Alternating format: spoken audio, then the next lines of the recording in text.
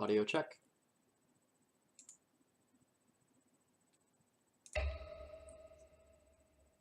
Audio check.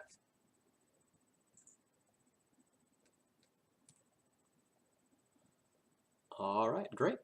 Hi everyone, welcome back. My name is Phil Gallagher. I'll be streaming Legacy Death and Taxes tonight. Specifically, I'll be working with my red-white list once again.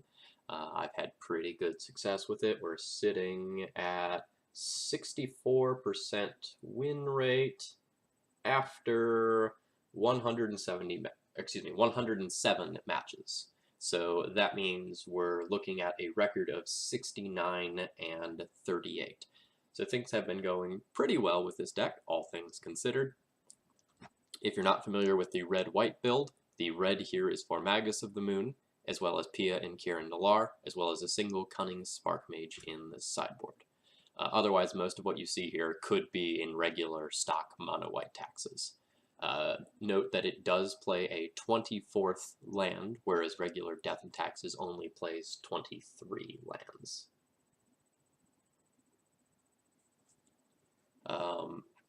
I'm pretty much at the point where I'm ready to write an article on this build. Like, I've gathered a big enough data set to sort of see some of the things that distinguish this from mono white and like where some of the different strengths and weaknesses are. So that will probably come around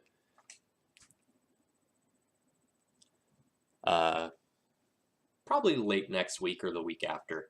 I don't know exactly. I'm going to be taking a lot of the weekend off here to go to Ichiban Con in North Carolina, which is an anime convention. Sort of an impromptu trip, one that I wasn't necessarily planning, but one that, nevertheless, I'm pretty excited about. Without further ado, I'm going to go ahead and just jump into leagues here. I want to not trade.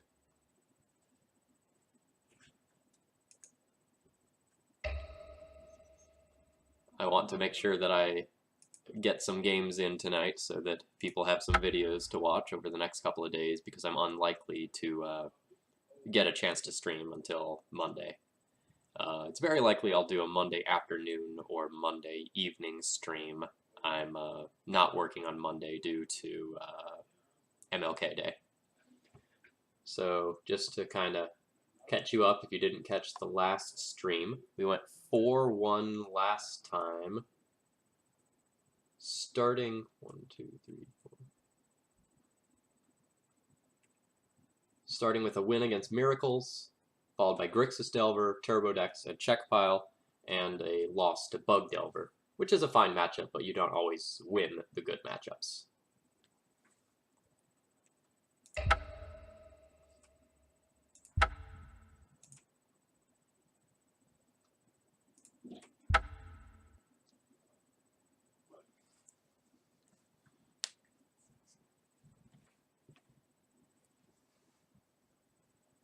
So I'll probably mention this a few times throughout the stream, but we reached affiliate status with last night's broadcast. So coming soon, you know, we'll have the like sub button, and we can do all that stuff with bits. Finish matches in this league before 1:15. When is 1:15? 1:15 is Monday. Oh hey! We're playing against our good friend Barbara. We're gonna keep this hand. I think he's actually playing Maverick instead of D&T.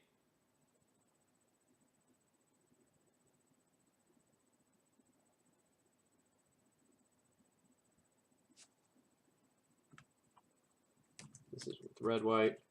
We're on the play, playing against Barbara.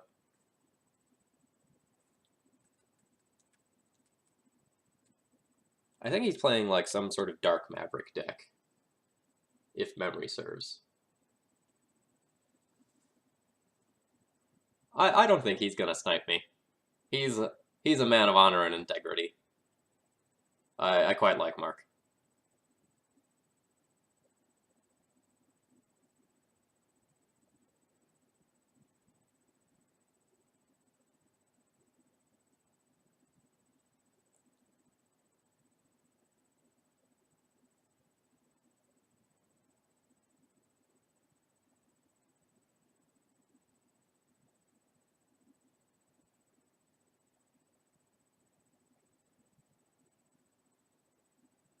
So you probably can't see this, but he mulled to 6, and he's thinking pretty hard on the 5.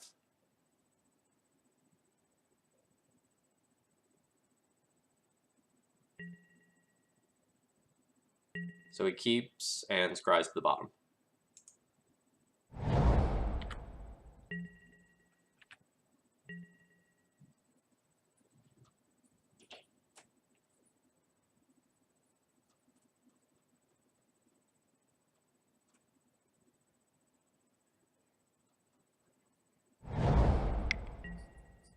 Ah!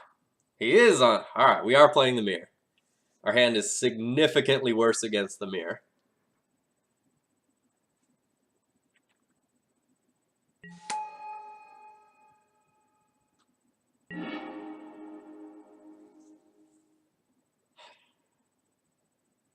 Yeah, this is not a good hand for the mirror, unfortunately. This rest in peace is going to be dead. The Magus isn't going to be great. I'm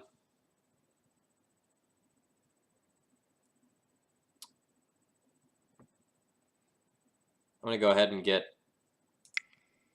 sort of aggressive here and just try to open a path for this Mother of Runes to do something. It's not great to wasteland in the face of my opponent's Ether Vial, but I'd really like to buy a turn or two.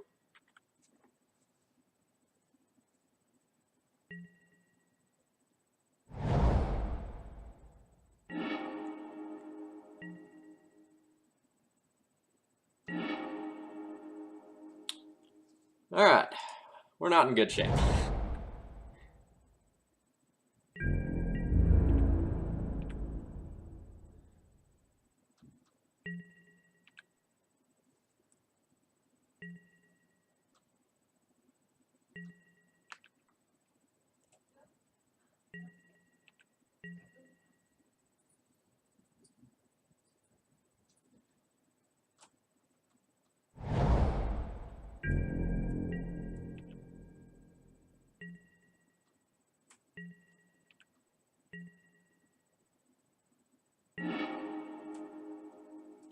Alright, that's a good draw. So now what I need to do is decide whether or not I want to get a plateau with one of these, or whether I would like to get double planes. My opponent is likely on a 2 to 3 color build as well, if he's playing the sort of thing that he normally plays. So he's going to have his own opposing Magus, so I definitely want to get 1 planes.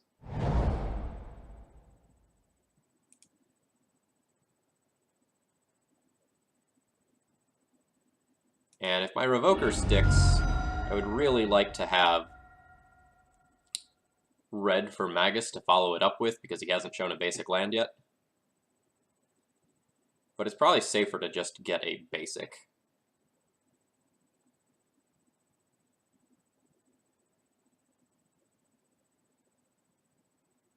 Look at the plateau. So my opponent is very likely to vial in something that matters here. Whether that's a Stoneforge Mystic or some generic beater like a Sarah Avenger. Probably not with the build that he's playing.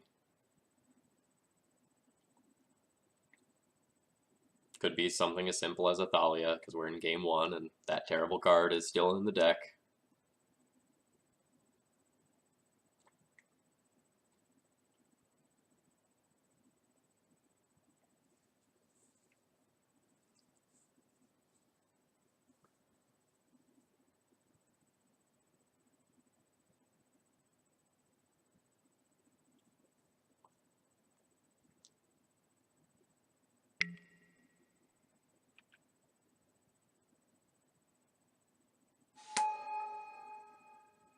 So my opponent gets to revoke the Mom.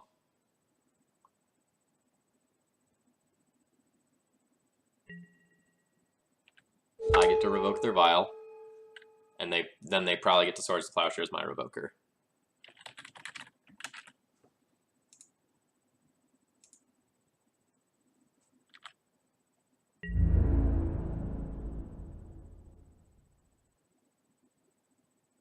Do I want to offer the trade for the Revoker?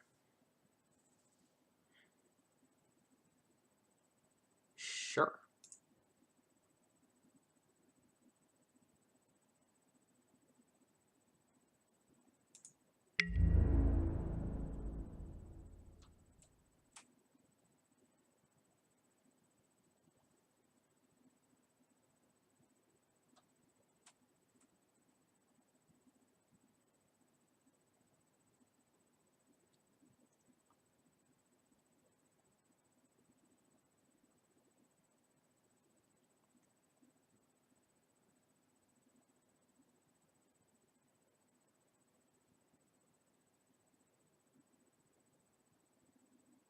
My opponent accepts.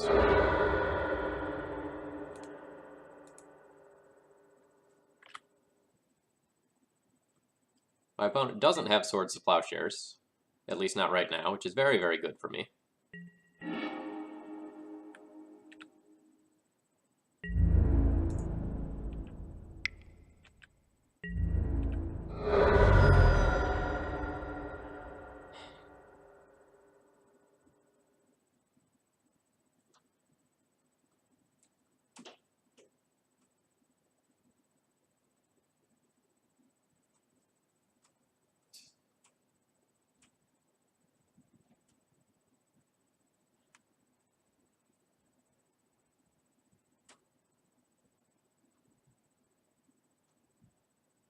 I can just cast this Thalia, and if my opponent drew swords to plowshares for this turn, they can't swords the Revoker unless they do it in response, and then they'd have to bounce the Thalia on my turn and sort of act like a weird port. Or I can just hold up the swords to plowshares in case they draw something, and that something is probably just a land. I think I'll do that. You know, if my opponent taps the Thalia and I get a real opportunity to, like, not just to have it immediately bounced, I might take that.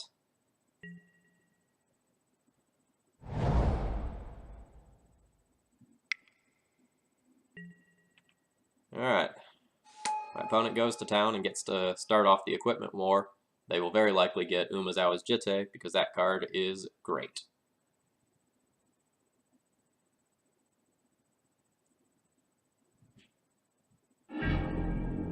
Yes, they get Umezawa's Jitte.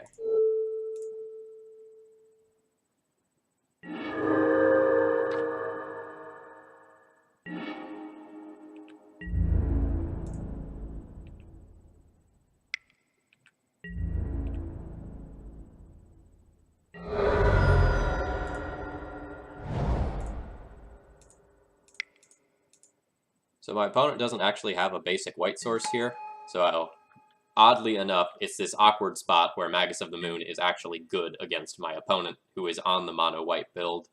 I do not expect it to be good for long. Like, if my opponent drew out of it as soon as this turn, I would... Ooh. Alright, so he did finally show a fetch land.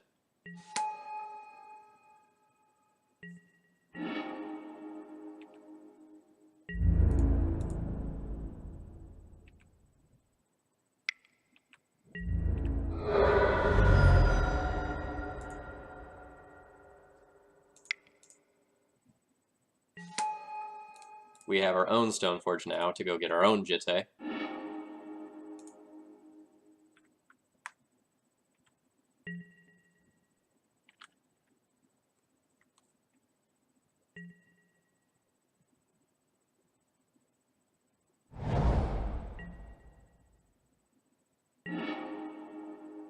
Alright, while that's not the land that we wanted to get Jitte online, Mom is still a really good draw here.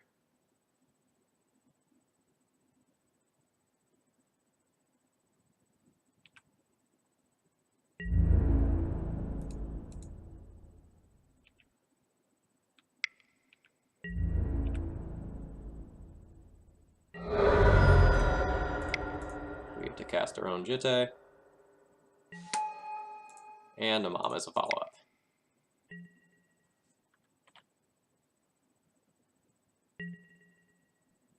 My opponent has conceded. Alright, so we are playing the red-white taxes mirror. We win game 1, and oddly enough, we won with Magus.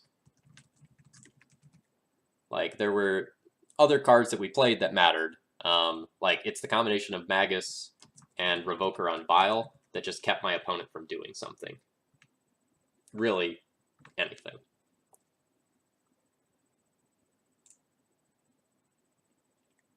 So, in the sideboard here, for the mirror, we are trying to go and play sort of a removal-based game.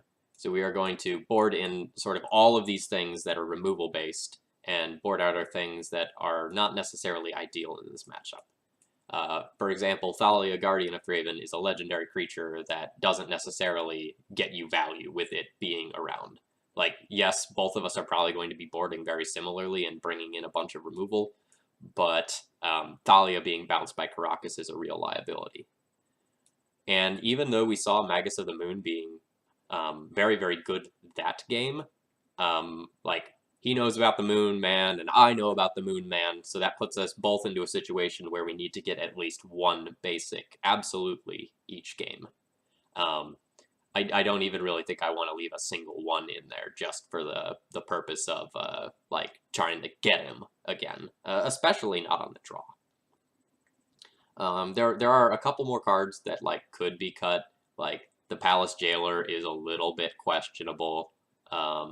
Like, when everyone has Mother of Runes on board and, like, we're trying to fight this equipment more, sometimes Palace Jailer can be a little bit awkward, but I think it's better than a Thalia or a Magus.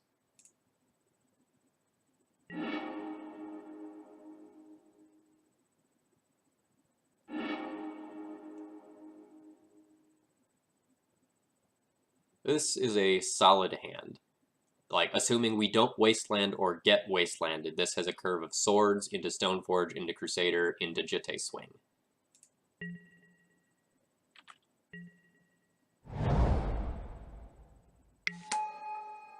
Alright, my opponent has the Vial.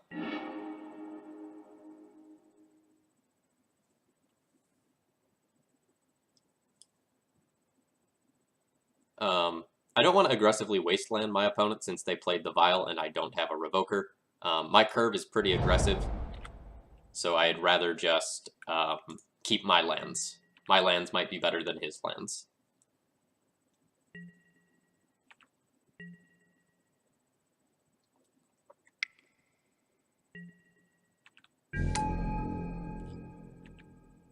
My opponent is taking big risks with their hands, which I don't necessarily like.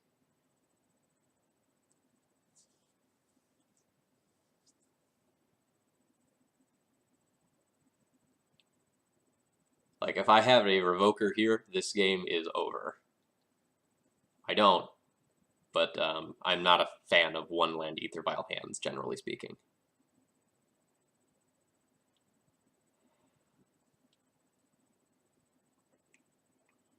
If my opponent has a Mother of Runes, then I need to hold up my Swords to Plowshares this turn. But if my opponent doesn't have Mother of Runes, then I'd much rather just play an Aether Vial. Seeing as my current game plan revolves around punching a hole with Mirran Crusader and getting Jitte counters that way, it's probably better to hold up this Swords to Plowshares and play the Aether Vial, but I have so little other action going on that waiting a turn is probably okay.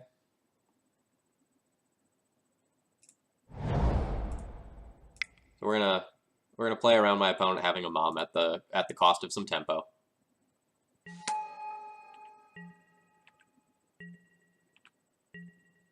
Opponent did not have the Mom.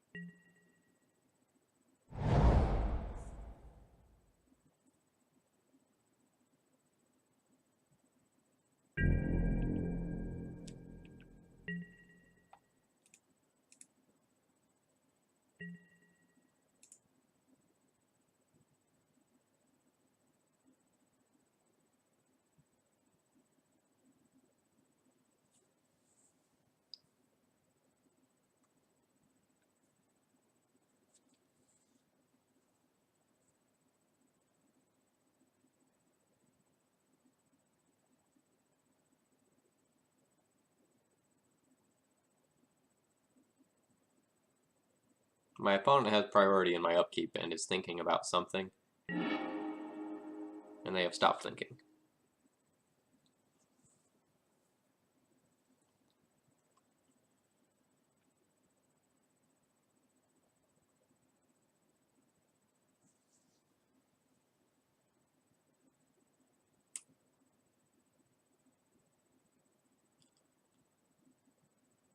So what I'm going to do here is fetch, Crusader, pass, and then on my next turn, Violin Stoneforge, get Jitte, cast Jitte, equip Jitte, swing in. There are things that can go wrong with this plan.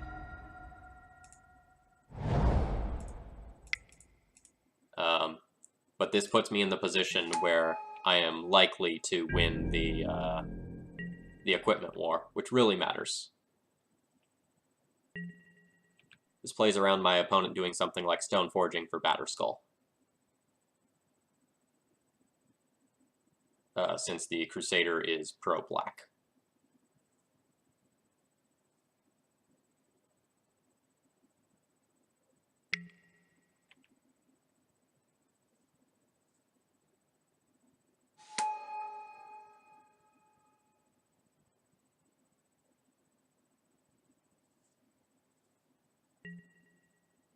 Alright, they have preemptively named Jitte.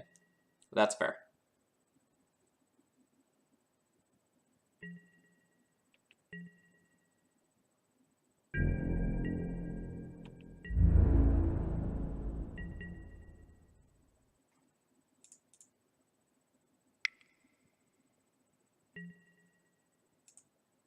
In case you're wondering, that is just a Containment Priest check right there.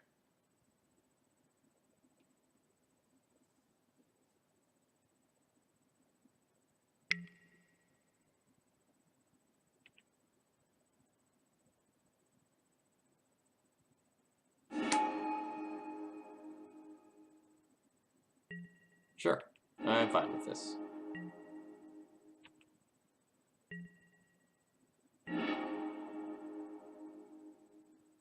Like, it's slightly annoying, but certainly not the end of the world.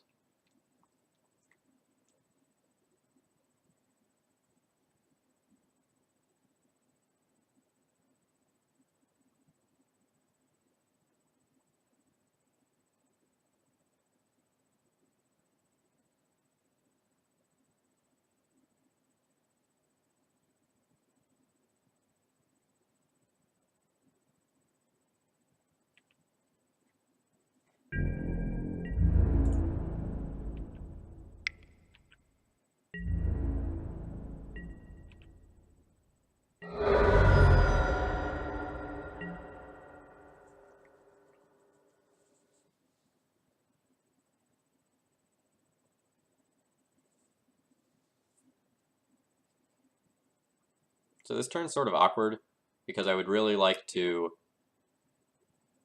Swords the Plowshares the Revoker on my following turn, instead of right now, but I want to do it while that Vial on 3 is tapped. So I'm going to Swords this Revoker, Stoneforge, get Jitte, and probably Wasteland my opponent.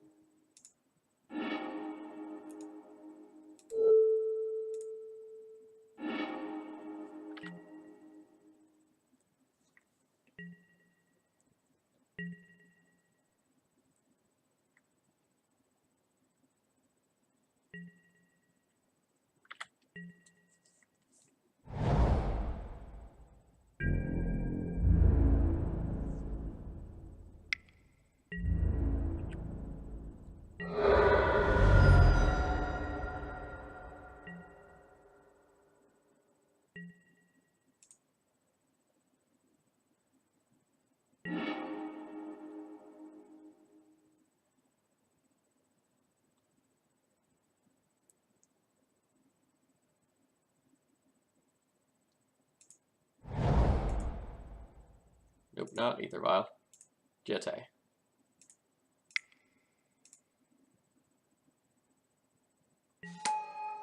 And we're not going to go and attack with the Stoneforge because it could be ambushed by any number of things here.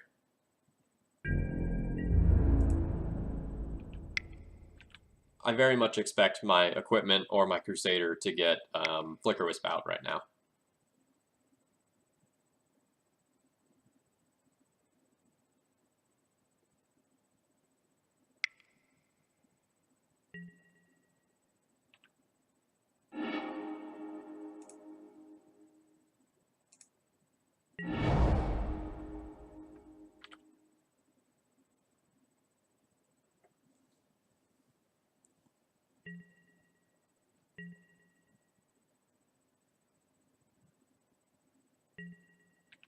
I'm still pretty curious about why my opponent kept their hand. Like, it's turn 6, and my opponent really hasn't done anything terribly meaningful for this matchup yet.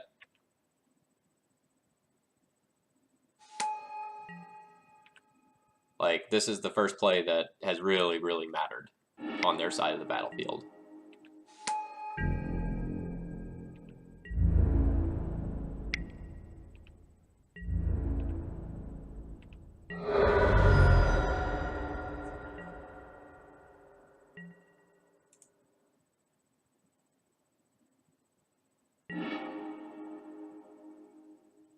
Path is a pretty sweet draw.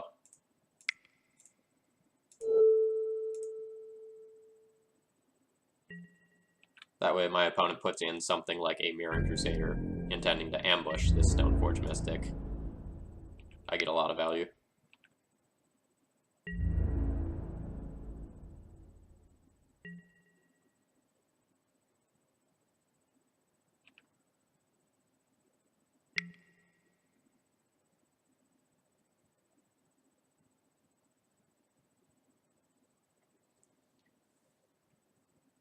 The old Flicker Wisp play.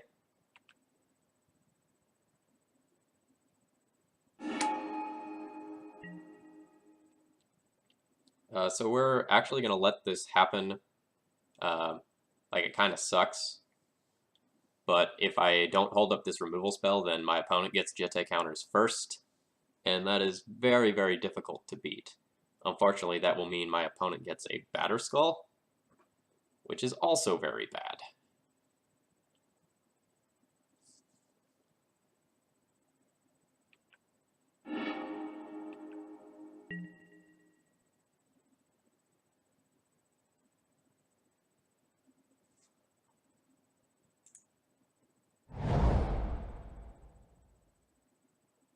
I'll play out one of the Ether Vials, but I want to hold some number of cards in hand.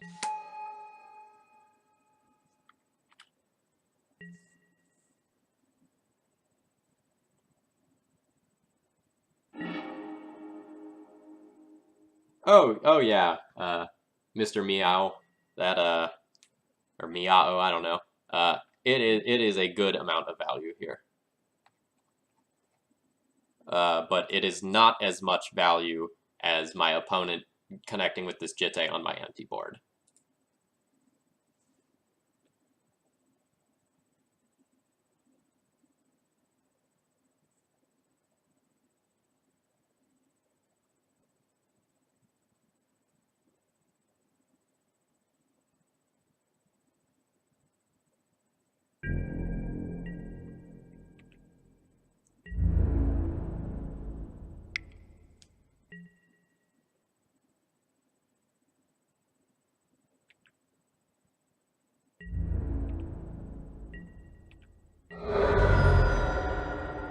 My opponent has opted to play around a removal spell here, which is fine.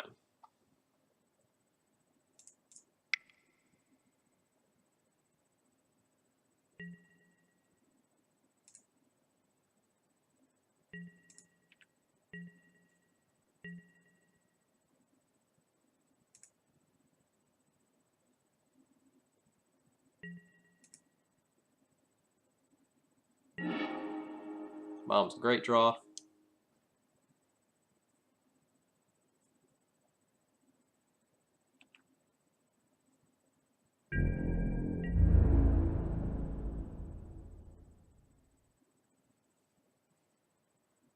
This is very awkward for me, because my opponent is going to go and produce the Batter Skull from the previous turn now. Oh no, they just have a Swords to Plowshares. Rough.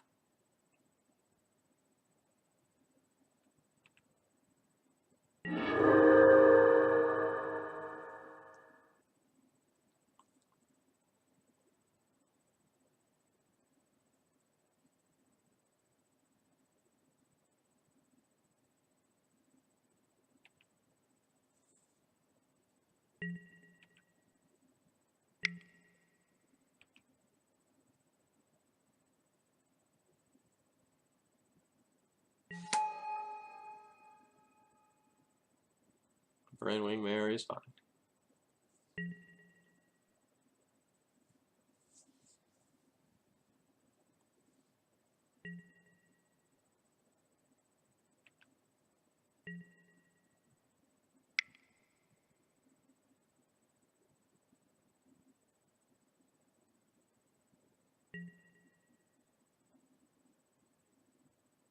Yep, so my opponent made a really heads-up play.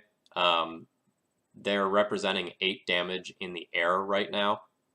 So I can't actually get rid of this Stoneforge with the Path, meaning that they get Jitte counters. And if I get rid of a Stoneforge, I take 6 here. My opponent has 2 Jitte counters, and I'm probably real dead.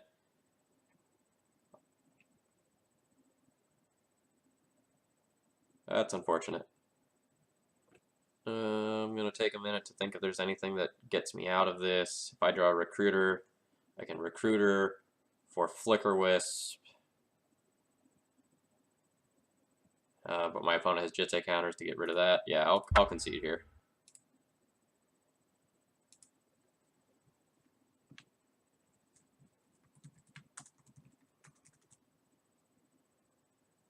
So again, I think my opponent's keep was very questionable. It worked out since after we kept, a solid hand, we drew 3 Ether Vials and couldn't really provide any pressure. But I think my opponent's hand was terribly risky and should have been a mulligan.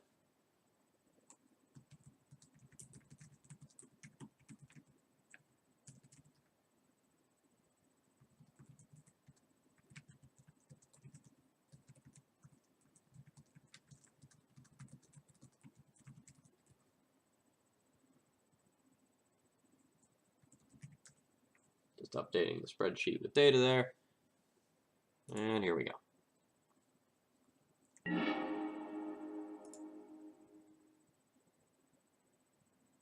This hand's solid. It doesn't have a basic white source, which is slightly annoying, but it does have a Vial and a Stoneforge, which are the 2 most important cards in the matchup in many ways.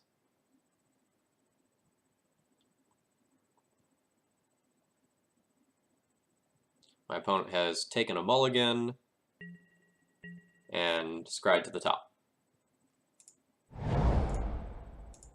We're going to lead on Plateau rather than Wasteland.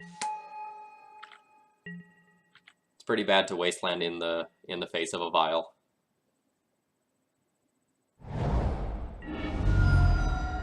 My opponent has a turn 1 play of their own Ether Vial.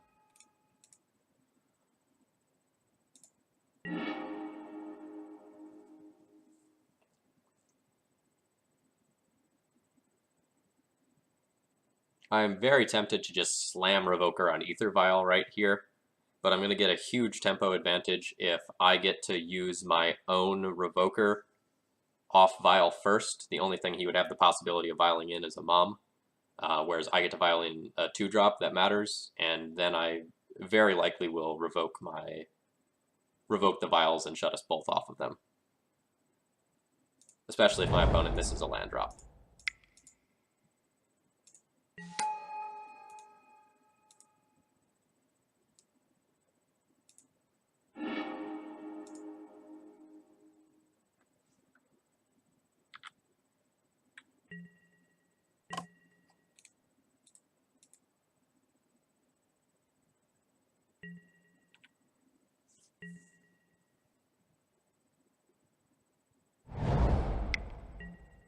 Opponent has their own Stoneforge.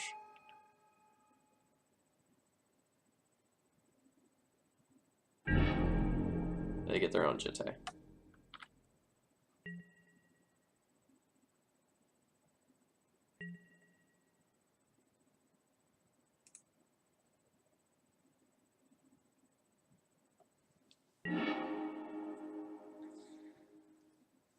This Pia and Kieran makes me want to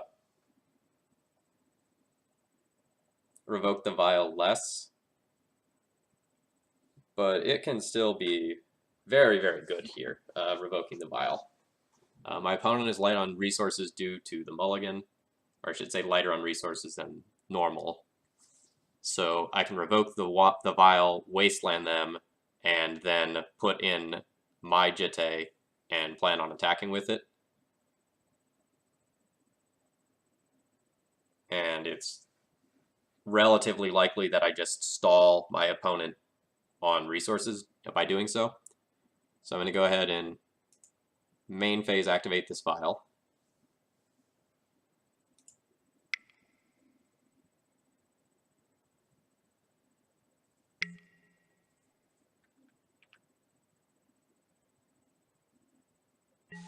My opponent has the Mother of Runes. So now this changes what I do. We'll use Ether Vial's ability, I'll put in a Revoker, and now I will name Mother of Runes.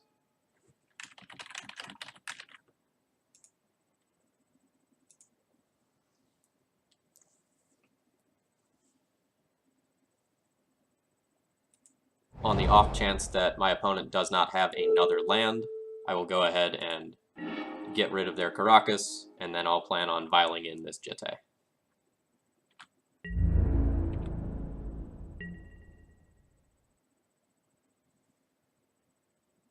Choosing to wait instead of just casting the jitte, allows me to bluff something like Batterskull as well that I could put in.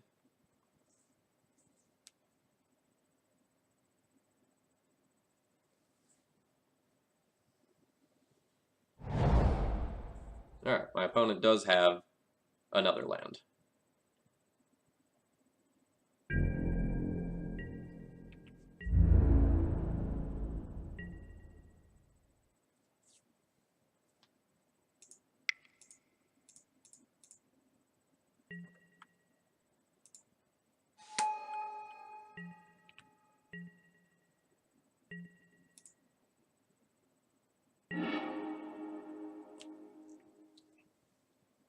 So we have a few different lines we can take here. We can put the equipment on the Revoker. If we do so, it exposes a card that matters more. If my opponent happens to have something like a Thalia off the vial, which they probably don't, but if they happened to have that, it would be sort of awkward for me. My opponent can have any number of things here to mess with me, but, we are going to make them have it.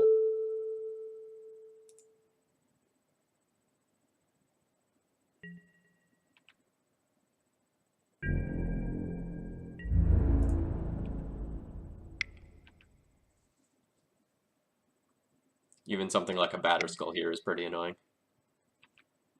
Alright, what do you have for me? Another Stoneforge? A Relic Warder. Relic Warder to get rid of Phyrexian Revoker. That's pretty good.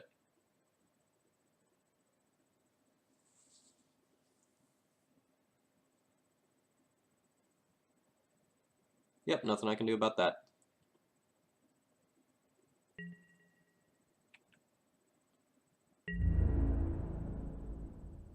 So now my opponent gets to eat my Stoneforge for free, which is really, really good.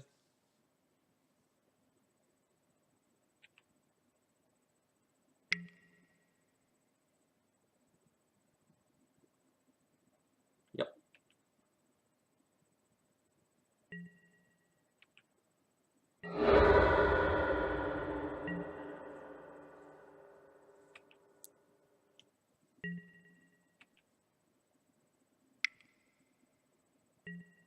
Yup.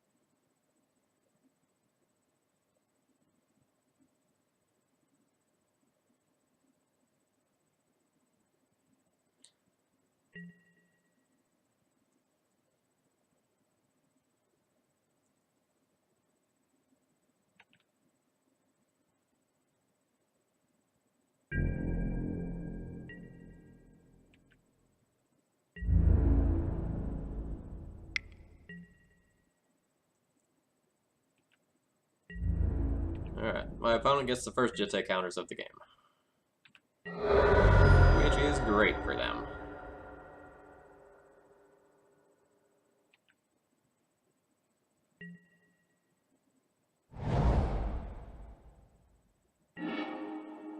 And a Wasteland.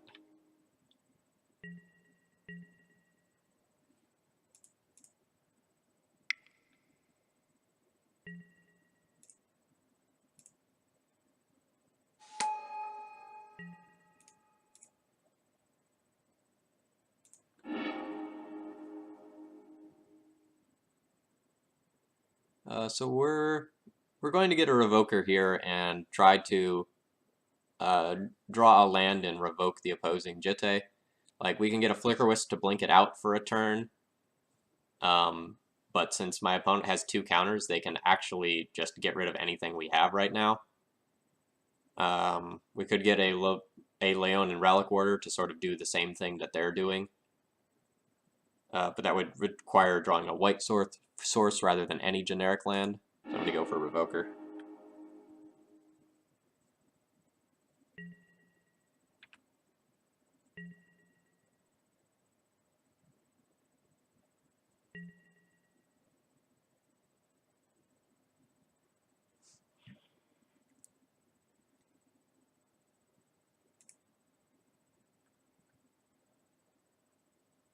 See if we get super punished by drawing something like a Flicker Wisp here. Nope.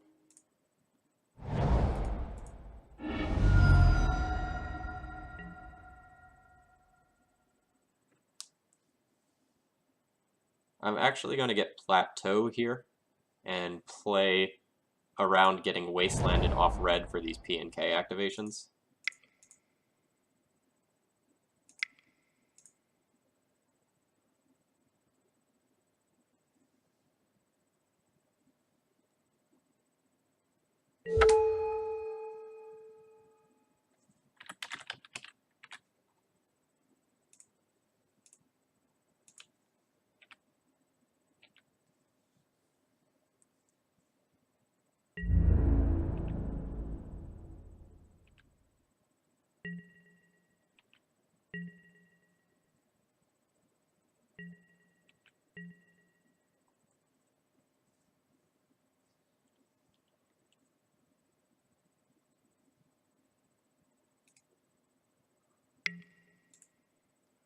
Alright.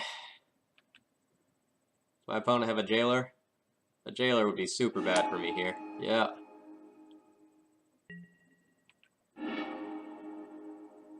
Yup. Rough.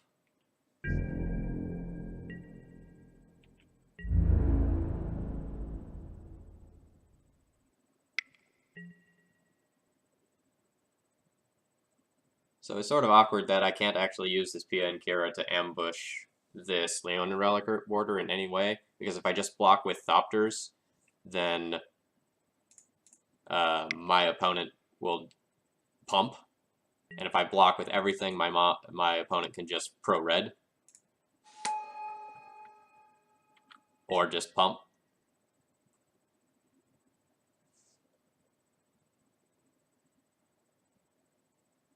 I'm going to give them a chance to blow some Jitte counters here.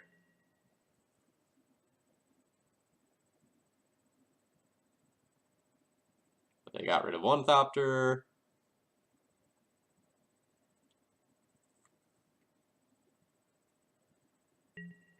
They got rid of the second Thopter.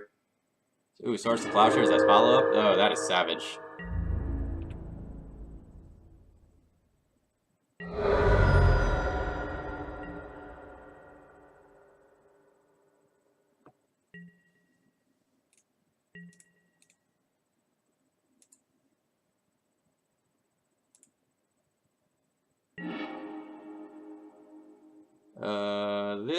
This Stoneforge comes too late. My opponent now has active Jitte and Palace Jailer. I'm not gonna beat him, so I'm just gonna concede. And ask if he happened to stream this one.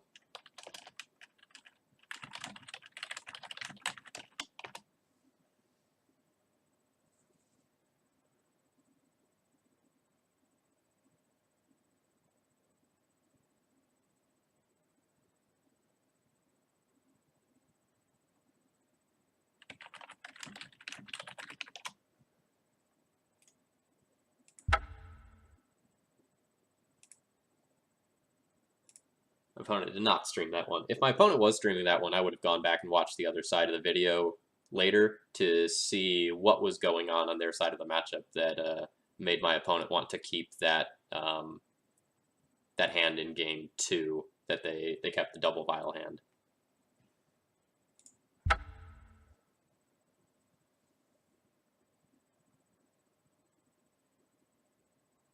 So everyone, thanks for tuning in tonight. My name's Phil Gallagher. I'm playing Red, White, Death and Taxes. The deck list looks like so. The red is from Magus of the Moon and Pia and Kieran Millar, and it has been working relatively well for me. I'm pretty happy with the build.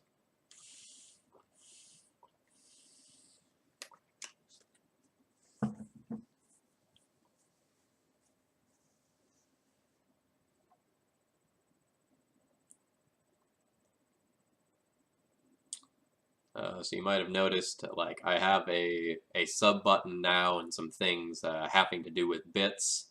In the next week or so, I'll be putting some work into the stream to figure out what benefits I can give you all for subscribing to this channel. I hit affiliate status last night with my last stream, so that's neat. We're slowly working towards that partner status.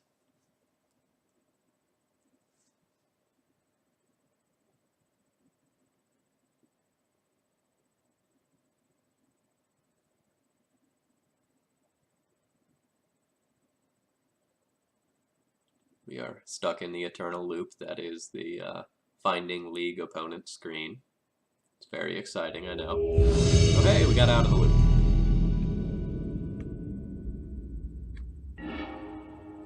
Briar, Bethea, 1996. No data on my opponent. I am on the draw with a hand that would be a little soft to a wasteland, but otherwise has all the right sort of cards, so I will keep this hand. So we're red, white, taxes. We're on the draw versus Briar, Beth, Aya, 1996.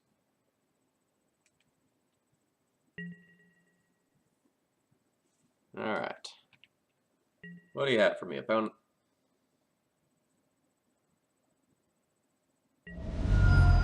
Alright, my opponent knows the deal. We can now F6. We'll see if there's some sort of Delver deck, or some sort of Storm deck, or something entirely different. Who knows? If they're Storm, they get 2 turns to try to go off, otherwise Thalia probably wins the game, with the Revoker follow-up being disgusting. Is my opponent going off on turn 1 on the Mold to 6, or is this the, like, Lotus Petal Ponder sort of situation? Nope, just Lotus Petal pass. Alright, opponent.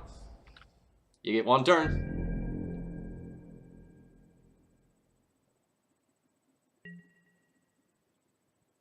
Yeah, so in that last game versus Mark, versus Barbara, in game 3 there, you know, he had just the right amount of disruption to get through what I was doing. You know, I had the opportunity to win the equipment more with what I had, but he had like a, what was it, like a Revoker and a Swords to Plowshares to, or no, I had the Revoker. Alright, do they get to Cabal Therapy the Thalia away? Alright, they're going.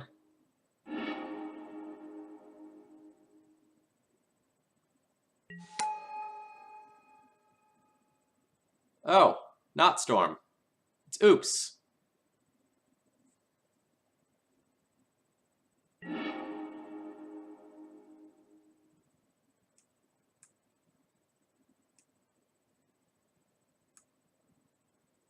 So my opponent is playing the Underworld Cerberus kill.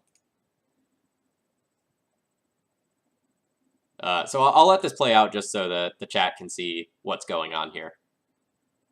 It's kind of fun.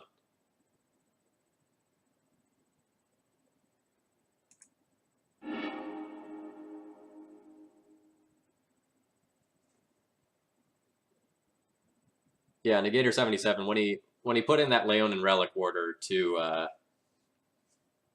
what did that do? That ate my Revoker, and then my opponent got to block the Stoneforge and protect it with Mom. That was pretty disgusting. So my opponent is going to put a billion D-triggers on the stack, approximately. They're going to sacrifice some Narcomoebas to Dread Return and Underworld Cerberus. And Underworld Cerberus has sort of a neat trigger associated with it. When it dies, I think you exile it, and you return all creature cards from all graveyards to your hand. It's been a little while. Let me look up the exact Oracle text of that so I can talk about it properly.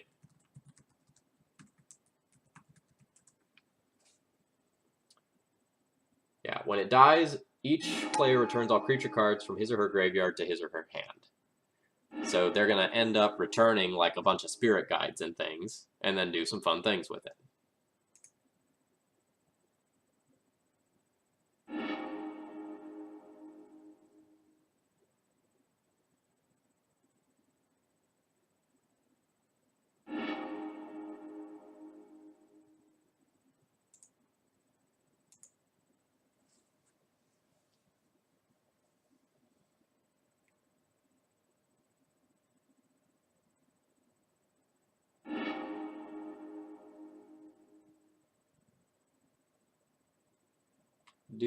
Do.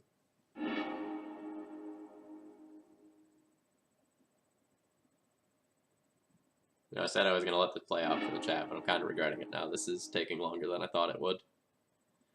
So my opponent is now going to go ahead and exile a bunch of spirit guides in order to cast something else degenerate.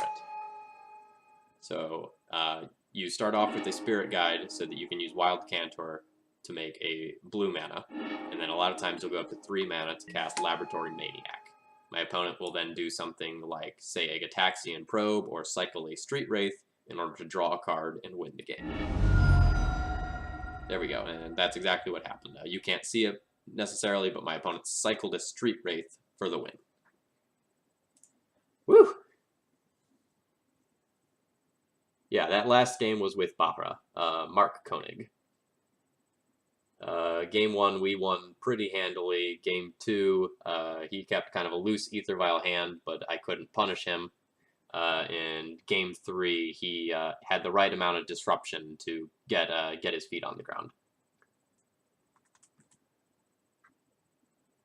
Alright, so my opponent is playing Oops All Spells. And we got turn 2'd after my opponent mulliganed. So essentially we're going to kind of bring in the combo hate portion of our sideboard and sideboard out most of the stuff that is just fair. So we can sort of sideboard out the more or less that entire Stoneforge package. This is not necessarily the matchup where that sort of thing is going to shine. We can side out this Palace Jailer. It's really, really slow, and same with Pia and Karen Delar. And does my opponent's deck have any lands in it? Oh, wait, it's called Oops All Spells. That probably means this Magus of the Moon is bad, too. Yeah, I guess just so much of our deck is bad that maybe we leave in a portion of the Stoneforge package just to have a faster kill. I can also leave in the Cunning... I can also bring in that Cunning Spark Mage to just, like, disrupt Narcomoebas. Almost forgot the Containment Priest. Yeah, Spark Mage for Narcomoebas is okay.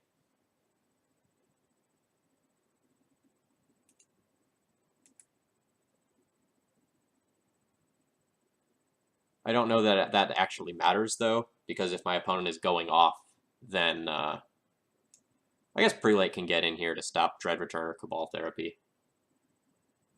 Yeah, we've already got all the Rest in Peace. I have to bring in one more card. I guess it can just be the Jete.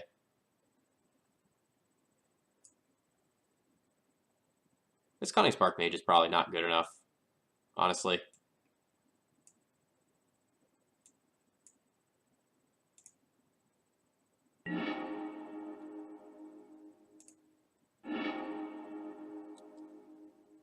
Alright. This hand is solid. We have a Swords to Plowshares as a turn 1 play that maybe does something. And then we have Thalia and Canonist as follow-ups. The Swords to Plowshares in many situations won't necessarily do anything. But, like, it is a spell that can matter. Like, if my opponent goes, like, Rit, guy that... I don't actually know the names of some of these cards. So there's one of them you have to sacrifice it or another creature in order to make you mill yourself. And when that happens, sometimes they just have to make it and pass, so you can actually nab a guy.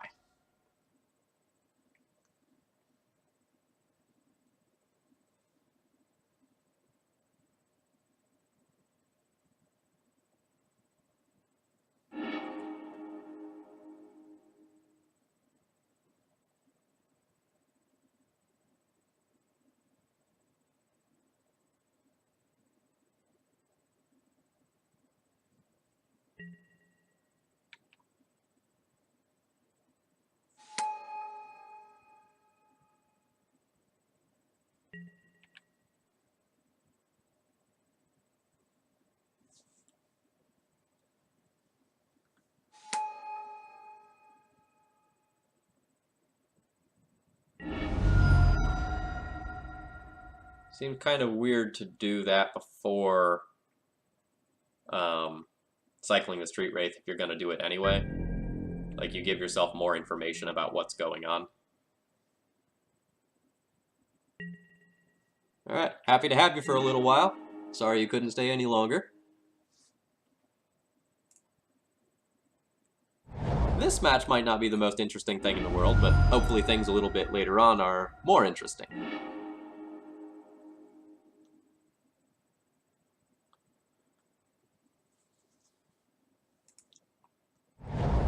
So I haven't played this matchup enough to like know the strengths and advantages of doing Thalia first versus Canonist first. I think Canonist first is better because they can't possibly win the game.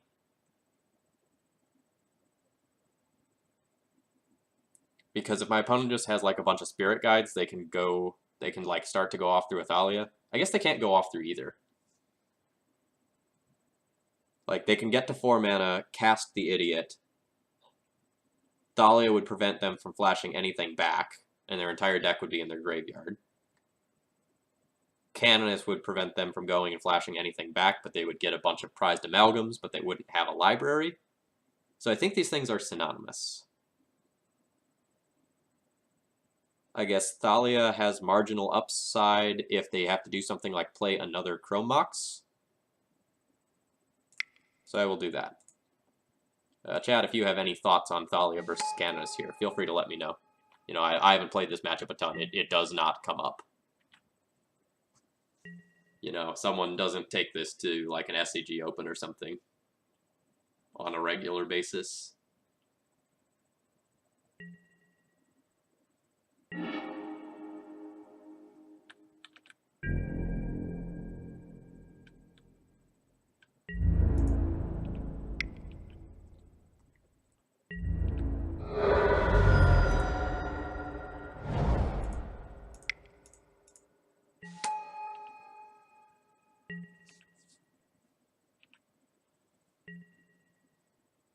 Alright, my opponent scoops it up. So this is sort of why Oops isn't a good deck. In the face of almost any disruption, it can just fold. So game 1, we got turn 2'd with no interaction. Game 2, we got turn 2 Thalia into Canonist, and they can't do anything about that. Alright, so we're on the play there, and we win. Now we're on the draw, and we'll probably lose this one. Yes, I am Gnarls. We are playing against Oops all spells. Negator77 says Thalia seems to be better. versus Canonist. It shuts off any additional Mox types effects. Yeah, I agree with that. So just kind of looking at the sideboard again, I don't think I want any of this more than anything else that's already in here. Again, these 1-mana removal spells are awkward, but probably better than the Stoneforge package.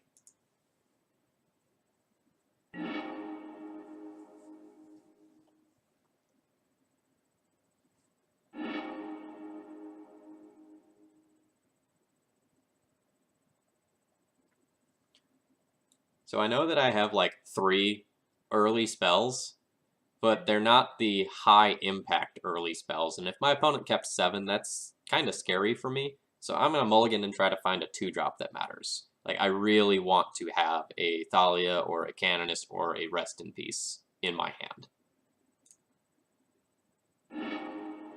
Hey, there's a Rest in Peace, so we'll keep this one.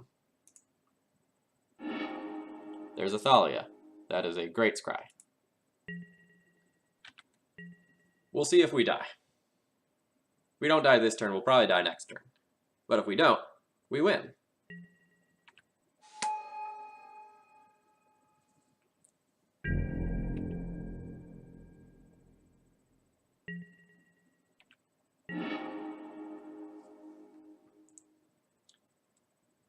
So this Ether Vial doesn't matter.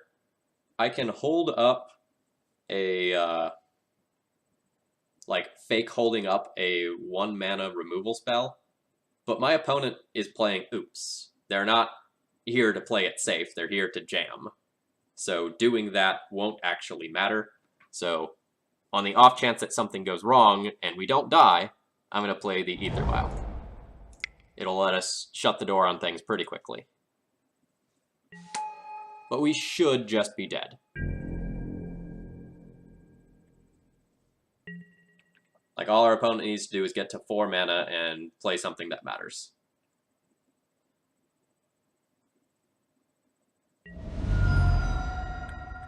Alright, our opponent knows our hand. We can now F6, and we'll see whether we get a win or a loss this matchup. Yeah, Negator 77. Lotus Petal Pass is a weird turn 1, I agree.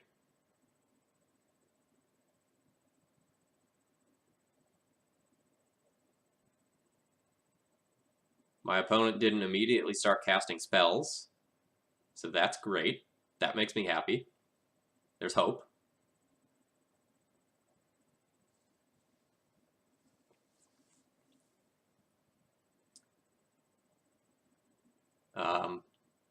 I haven't played a lot of Oops. Like, I've goldfished with the deck when, you know, somebody had it in the store and I was bored. But that's sort of the extent that I've actually played with that deck. So, as far as, like, weird... Oh, man. We've moved to second main. We've moved to end step. Oh, we did it, chat. We have probably won this matchup. As far as, like, weird lines and things that they need to think about, I'm not overly familiar with those.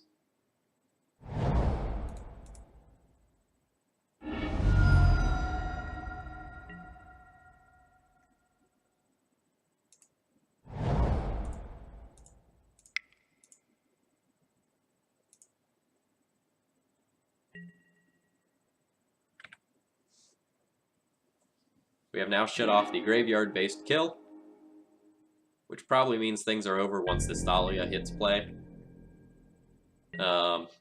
Oops isn't really the sort of deck that boards in a lot of interaction. Like, it's possible they have something like, I don't know, like they could play something like a Chain of Vapor or something like that. I don't know their lists well enough to see, to like know how much interaction they bring in, but my thought is very little. Sometimes these decks board into alternate kill conditions, so it is possible that they can just like empty the Warrens or something stupid as well.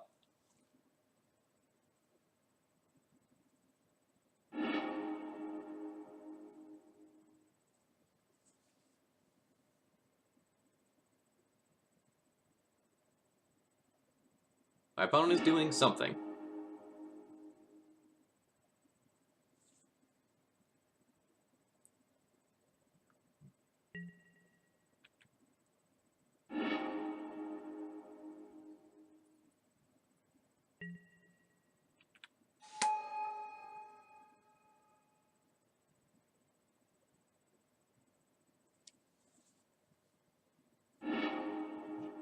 My opponent could just be trolling me and, like, trying to scare me.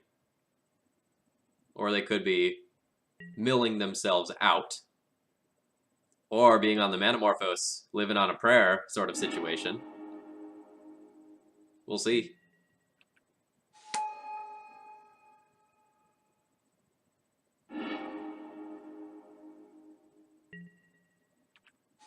A Goblin Charbelcher. Without mana to activate.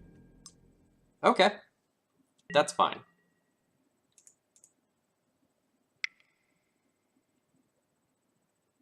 So someone just asked a question in chat about D&T. I'll go ahead and answer that after I finish up this match. I think it'll be over in about 20 seconds, if I were to take a guess. I don't think my opponent can realistically beat a Thalia. Is it only 3 to activate, or is it 4 to activate? It's going to be really hard for my opponent to get up to that mana.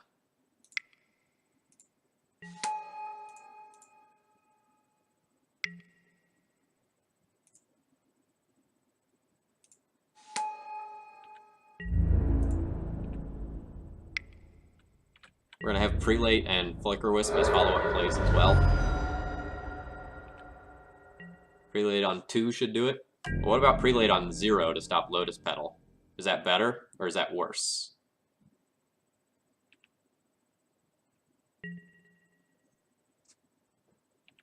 Like, do we want to stop them from getting the initial mana source, or do we want to stop them from the 2-mana red rituals and Manamorphose?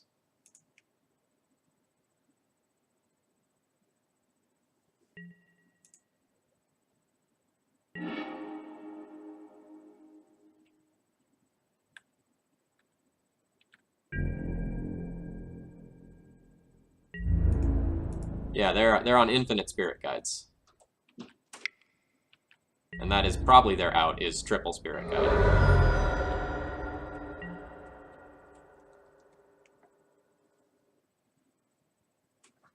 So, since I have the time, I'm actually gonna, like, look at an Oops All Spells deck and see what the distribution of, like, cards that I actually care about are.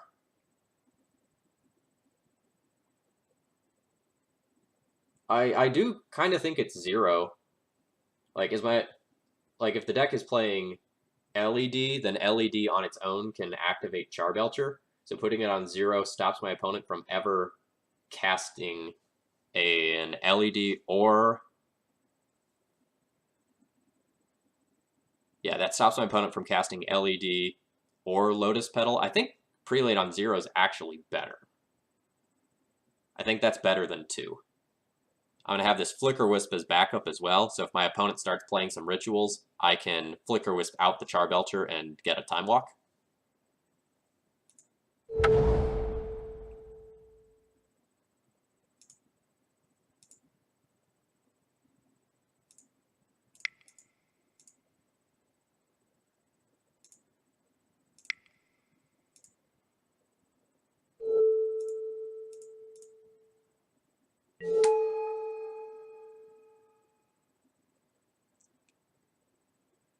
Actually, assuming that my opponent doesn't have any lands in their deck, which is hopefully a safe assumption, then they actually can't cast a 0-drop ever because of the Thalia.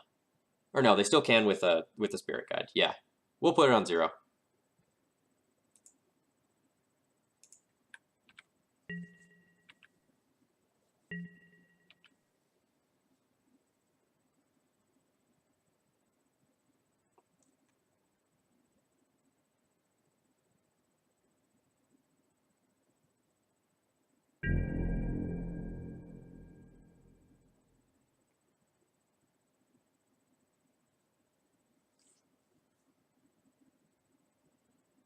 And I do kind of need to put this Flicker Wisp in play, I think, rather than hold it up to potentially blink out the Charbelcher. Because I'm still dead to triple Spirit Guide. And if my opponent... does... it's so awkward. Like, if I put this Flicker Wisp into play, I go to a 2-turn clock instead of a 3-turn clock, and that's really huge because my opponent's not on a lot of outs. And so I think I need to do that.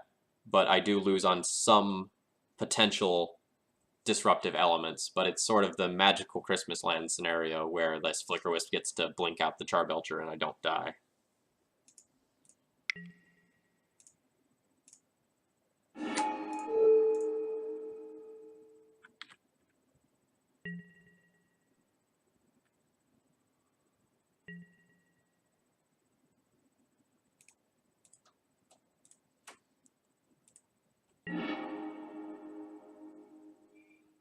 Three, four, five, six, 7. So I can hit for 7 this turn, 7 next turn, and kill my opponent without attacking with the Mom. But if something goes wrong and my opponent just goes like Spirit Guide Tinderwall, I might regret not pushing the extra point of damage, because I'll get 3, 4, 5, 6, 7 this turn, putting my opponent to 7. My opponent can block a 2-drop, and then I'll hit for 3, 4, 5, 6, 7 with my Mom as well. So unless my opponent somehow like double creatures, it's actually fine to not attack with the Mom.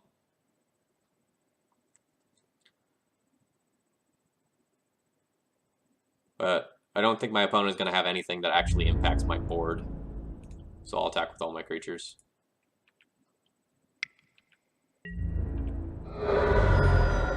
Like, if my opponent has something that impacts the board, I just get to bounce Thalia and redeploy Thalia anyway. And that's all fine.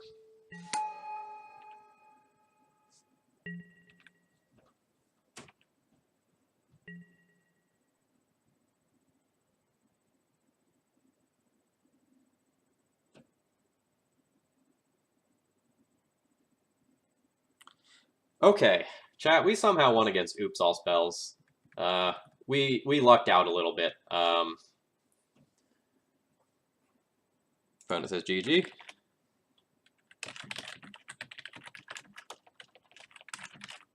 And I said I was sweating it. Our opponent maybe needed to mulligan that hand. Like, it's really hard to tell without, looking at the cards they were going at. But, their best play there was Lotus Petal Pass, and they didn't go off on turn 2 either. So I don't know if their hand was just clunky and close, and they were willing to keep it because, like, they had the Charbelcher, and they were trying to get to 7 mana, but they couldn't, so they stopped at 4, saving some resources to try to go off. And, then I just kind of happened to cripple them with Thalia into Prelate. But it was probably my opponent stumbling that won me that game.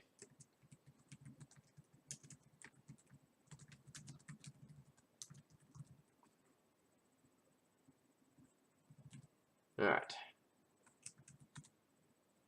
We got there, chat. Okay, so somebody asked me a question a couple of minutes ago. All right, someone said, D&T building into the Crusader list. What do you cut for your 1 mainboard rest in peace? My local meta warrants that change that I've watched you do. Well, let's pull up my Crusader list and take a look at that.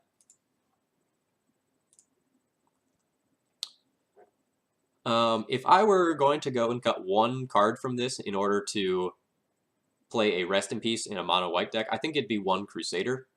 Like, Crusader and Rest in Peace tend to be good in a lot of the same matchups, so going down from 3 Crusaders, or going to 3 Crusaders from 4 isn't that big of a change on a lot of the matchup percentages that you're looking at, so that might be a good place to start with. Is Mono White still playable? Wanting to get into Legacy and like D&T? Yeah, absolutely. Mono White is still great. I'm going to write an article comparing the red-white list that I've been playing for the past month to mono white. The differences are very striking.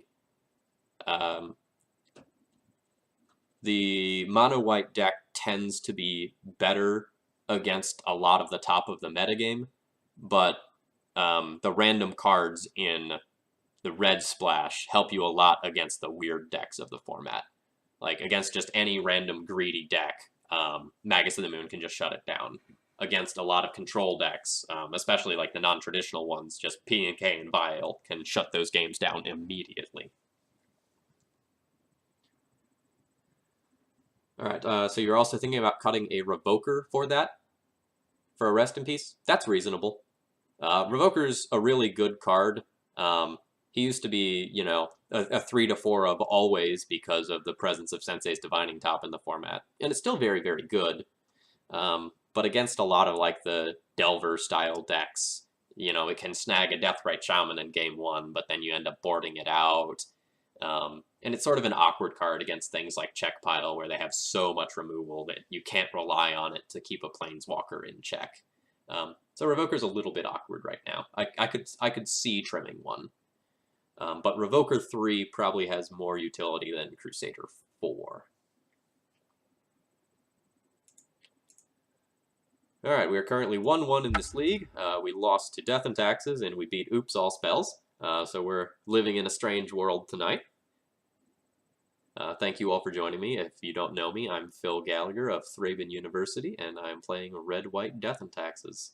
I have just reached affiliate status, so sometime soon I'll be letting you all know what sort of subscriber features I will be giving to you, what sort of perks there will be. Looking forward to getting that going. I didn't have time to do it today. I'm going to Ichiban Con tomorrow evening after work. Alright, we are playing against Steve R.N.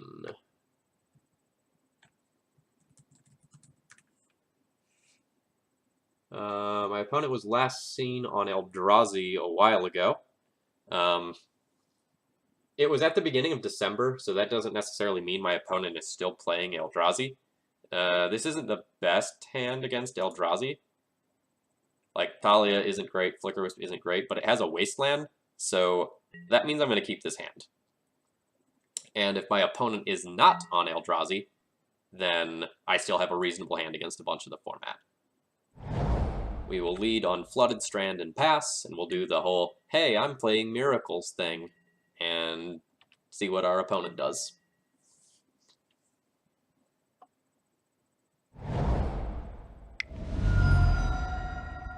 Ancient Tomb Chalice of the Void? Yeah. You betcha, buddy. You betcha.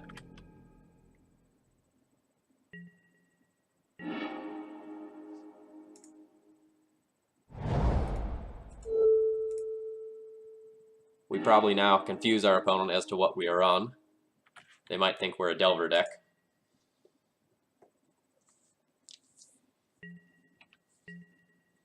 They'll probably be real sad when we port them next turn.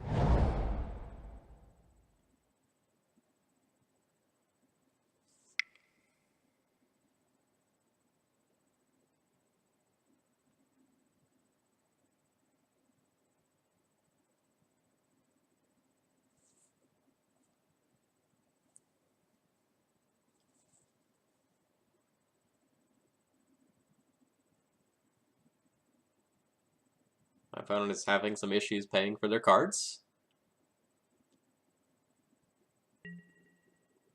Alright, they have an endless one. I may end up just playing Thalia, depending on what we draw to stall the board. Like, I can't just keep porting my opponent, because if they deploy more creatures, I'm not in great shape.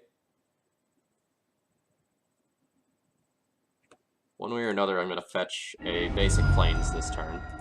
In case I Magus of the Moon, I would really like to be able to have a basic.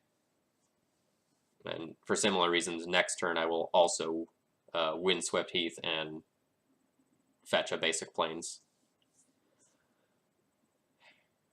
So I can port my opponent. It's not great if I have multiple lands, and it'd mean I'd probably take 4 from this endless one over 2 turns.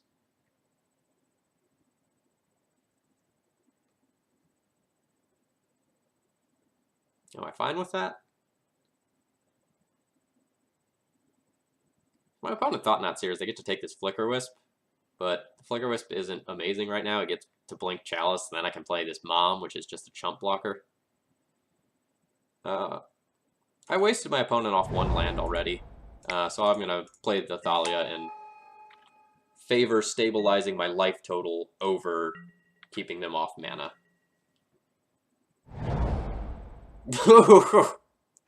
Super punished. Super punished by that likely one-up Caracas. That was adorable. I enjoyed that quite a bit.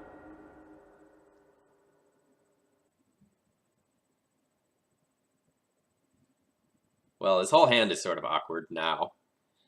This Rest in Peace is not dead. It seems dead, but it's actually not, because it gets to shut off the Dies trigger from Matter Reshapers. I found that out the last time I drew this card against Eldrazi. Since all the cards in my hand are now bad, I am just going to Flicker Wisp, and again, I can Flicker Wisp this Chalice so that I can play the Mom and turn on my Swords to Plowshares, or I can just get this Endless one off the table for free.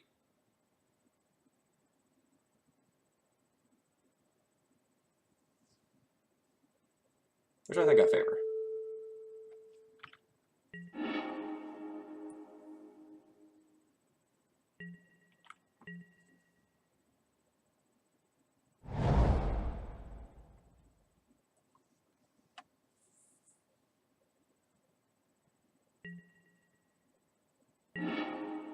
So my opponent doesn't have a 4-mana play like Thought-Knot Seer, so that means my opponent's hand is probably full of things like Reality Smashers. That's not good for us.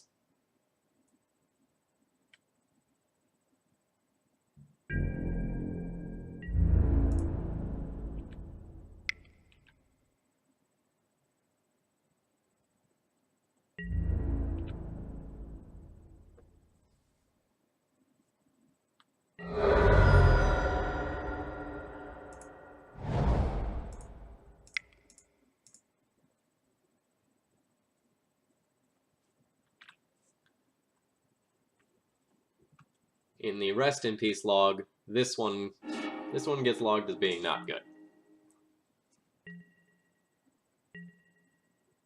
I can tap the Caracas to let my Thalia hit play for a turn, but that's not better than denying my opponent 2 mana off the Eldrazi Temple.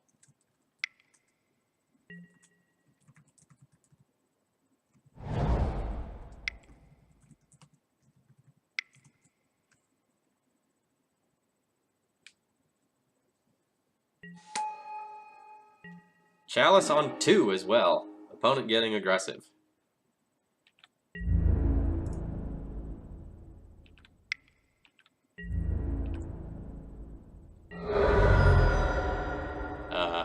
So these Moms are dead, these Thalias are dead. This Pia and Kieran might be pretty good a couple of turns down the road.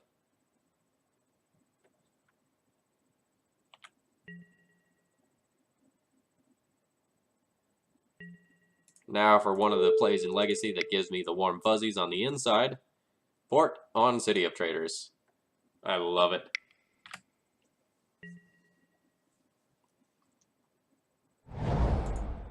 Another City of Traders. Okay. You have a Reality Smasher opponent. You do have a wait for it. Oh, excuse me, that was an Eldrazi Temple they played. They have an Oblivion Sower. Oh no. Oh no, this Rest in Peace was just real bad. It sent all of my lands to exile. My opponent now gets a Port and a Wasteland.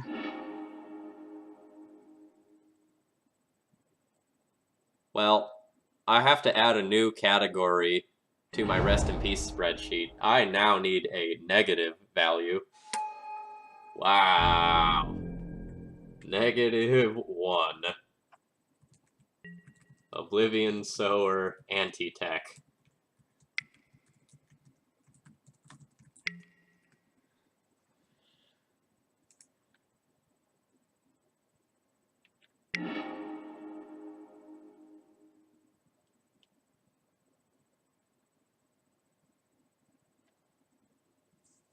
Well,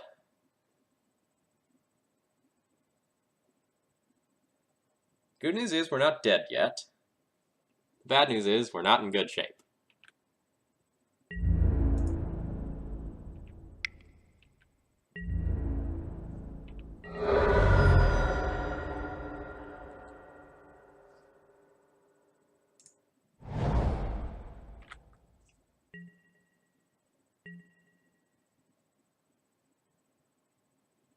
So this is awkward, but I actually need to port this Mishra's Factory so that my opponent doesn't beat me in the race. So I have my opponent dead in 3 attacks, and my opponent has me dead with 4 attacks with just the Oblivion Sower. But if they get in with the Mishra's Factory, then they race me. So I'm actually going to port the Mishra's Factory, even though it takes my opponent off of less mana. We're sort of hoping my opponent has a handful of absolute bricks. I got memed. Is this what being memed called? Is this what being memed feels like? This is something I could have theoretically foreseen and not let happen.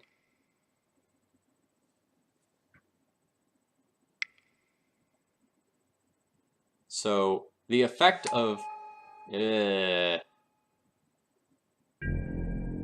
not good. It's in fact very bad.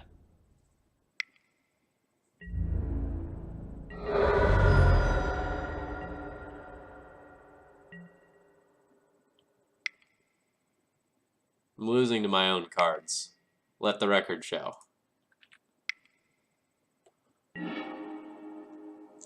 Ah, man, that would have been the other red source for P and K, too.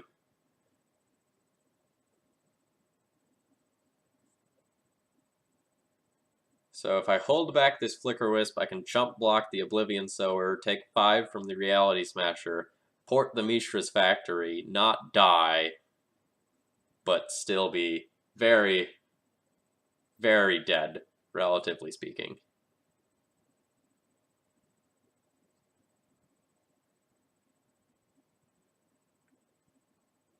I'm just trying to think if there's any cards I can draw that get me out of both of those creatures.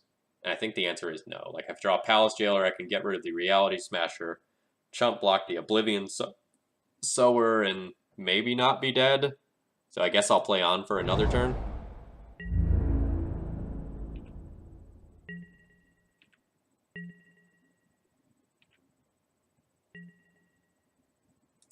I agree. This one's over save. Oh no, because I'm going to go to 1, and then I'm not going to be able to use this fetch for mana. So if my opponent just does... Yeah. Alright, we're dead.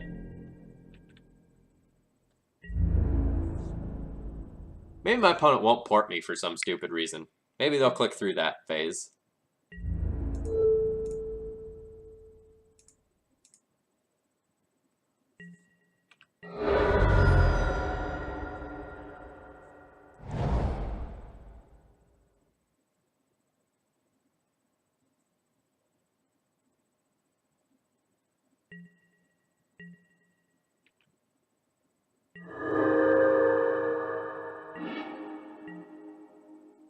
Well, my opponent didn't port me, but we're still dead. Like, I play this Pia and Kieran, and then the Trample from Reality Smasher just kills me no matter what. So note that if earlier in the game I had flickered the Chalice, drawing Swords to Plowshares here would get rid of the Reality Smasher, but I couldn't actually... Like, I could deploy Moms as some jump blockers, but that still doesn't get me out of this spot at all. I'm still very, very dead.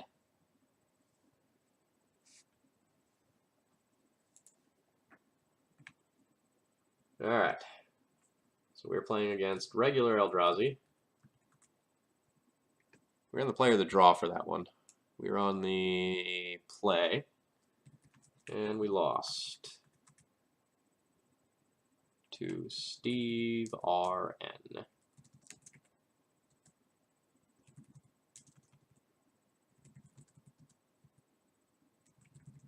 We lost to Oblivion Sower for a bunch of lands, really.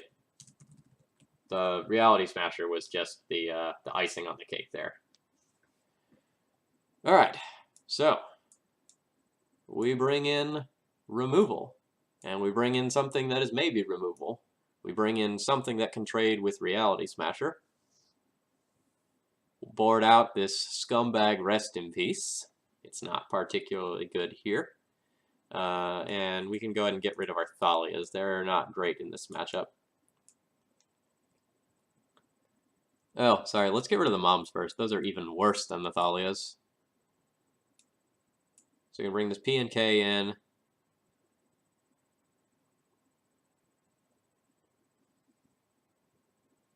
Cataclysm, just to get rid of lands, is debatable, but it's only good at certain points on the board.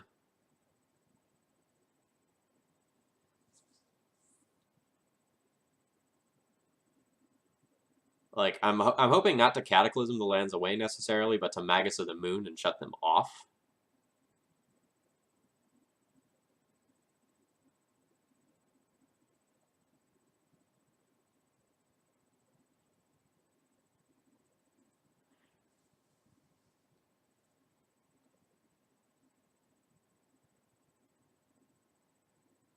I usually sideboard out the Thalias in the mono white build, but I don't have necessarily quite as many things to bring in for this matchup here.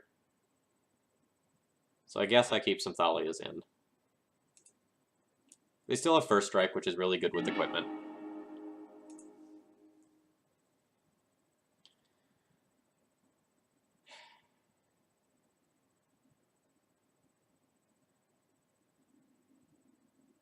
This hand's awkward. It has a Wasteland as mana disruption, and it has a Palace Jailer to get a creature off the board.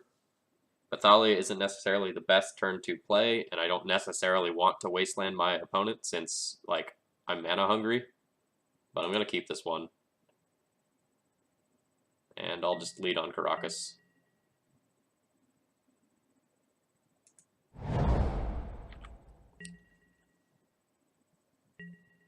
Like, if my opponent kept Chalice in their deck and they Chalice on one here, that's something that doesn't matter to this draw.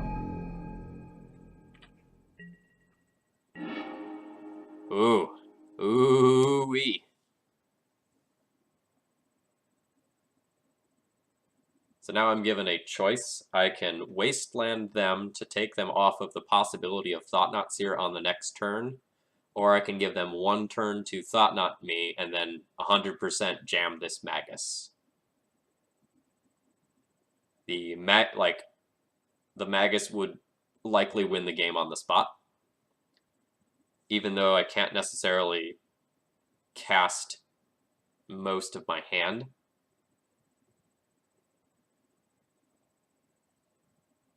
Because with my next land I would draw, I'd be able to P and K, and whatever they have in play, P and K can beat that.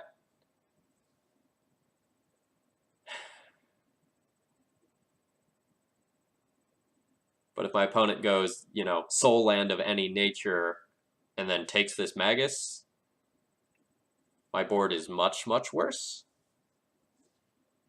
It's sort of one of those risk versus reward scenarios.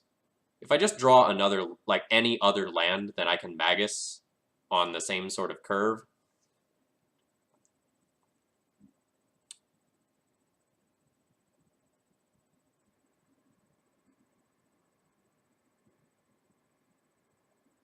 I'm going to go ahead and Wasteland my opponent.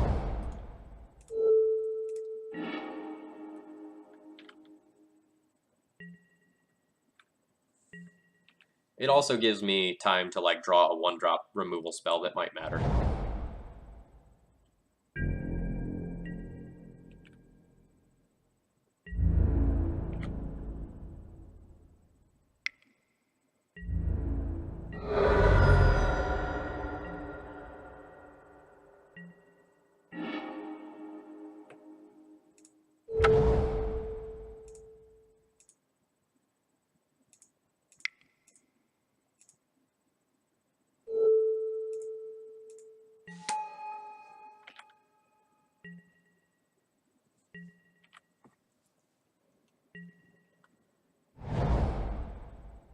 So now we have 21 hits off the top of the deck in order to draw a land.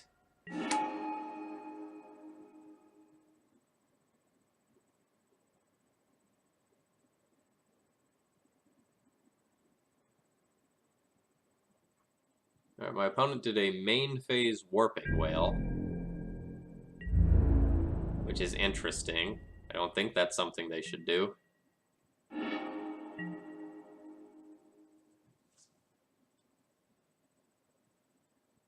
So my opponent doing that means they're fearful of mana. Like, they are afraid for their mana. Unfortunately, I can't use Fire X Revoker to get rid of Eldrazi Scion, because Eldrazi Scion isn't a card.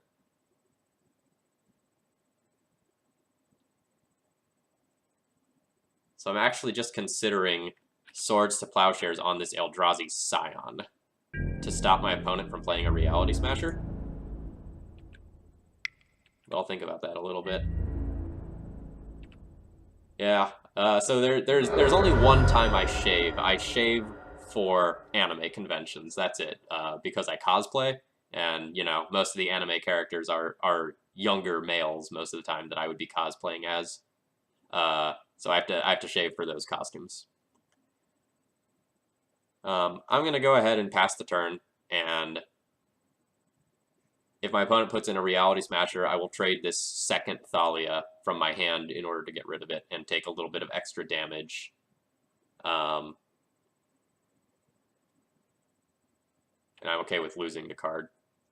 If my opponent does nothing meaningful on their turn, I will go ahead and get rid of the Eldrazi Scion.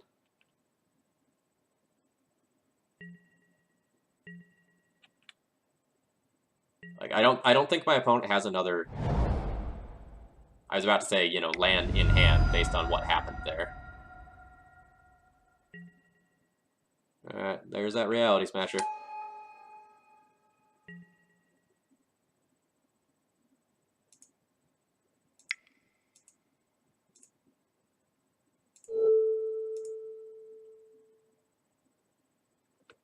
I think this card is bugged.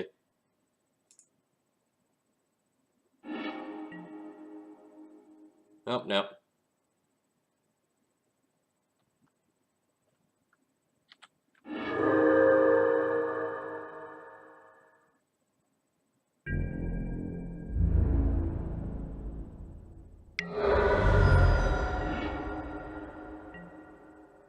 Alright. We have not successfully drawn another land for this Magus of the Moon, which is unfortunate. So now I need to choose what I want to Revoker. There are a lot of options in my opponent's deck. I'm going to choose Walking Ballista. If they have that card, I simply cannot beat it, and it's a colorless card that they could cast through Magus of the Moon.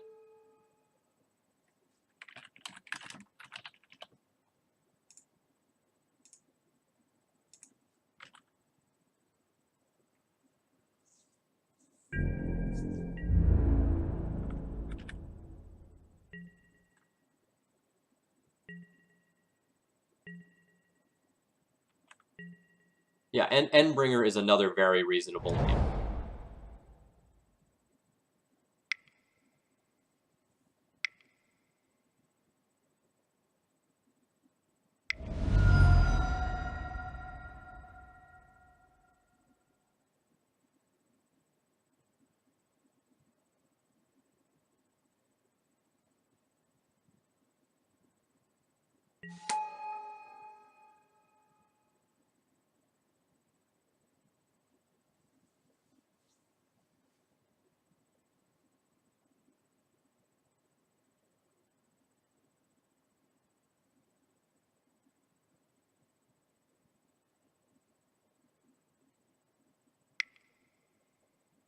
Yeah, ugh.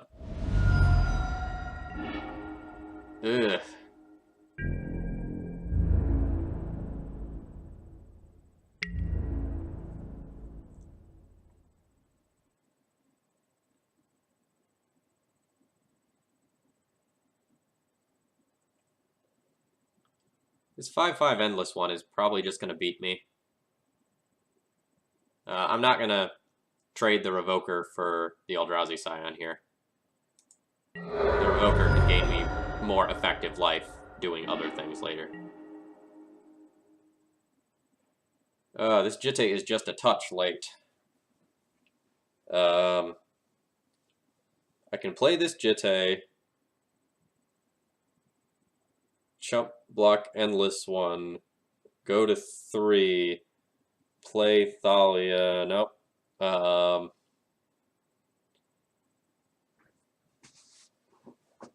everything is super awkward here. I think I am just on 0 outs since my opponent also has this Mishra's Factory as another creature. Um, I'll play the Thalia to stabilize the board, but it's not gonna do enough.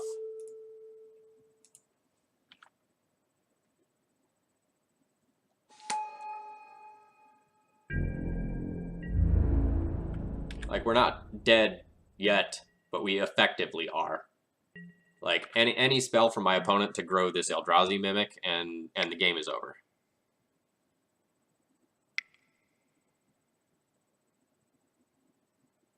Like, I'll concede to, like, probably a Thought-Knot Seer or a Reality Smasher.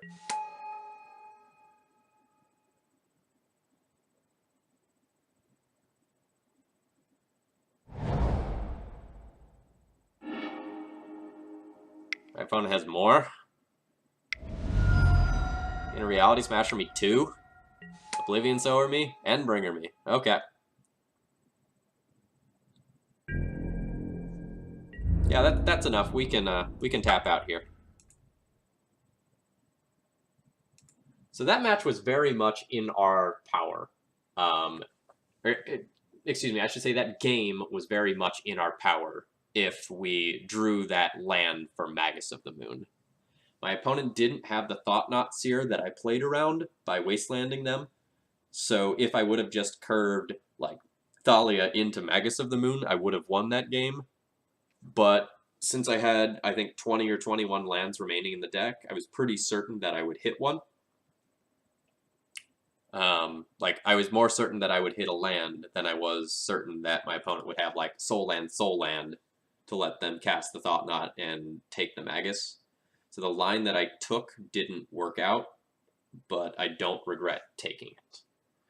Alright, so we were on the play that time, and we lost. So we lost game 2 there to not hitting a land for Magus.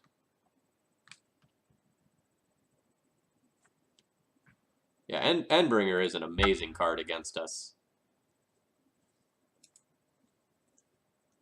You know, it's one of those things where against Eldrazi, before you see your, like, what your opponent is playing, you don't necessarily know what's in their deck. Like, they can have Jitte, they can have Walking Ballista, they can have Endbringer.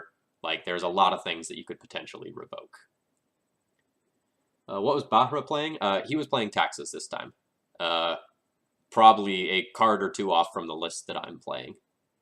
I obviously couldn't see his 75, but, it looked like we had all the same tools at our disposal. He was playing the red-white build.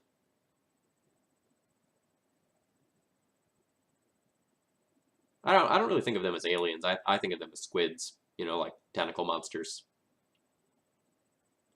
One of my roommates, Harley Cox, plays primarily Eldrazi in Legacy, and he calls them his beloved squids, and he has, like, Eldrazi Scion tokens that are, like, squids making, like, tentacle hearts. It's pretty adorable. It's great.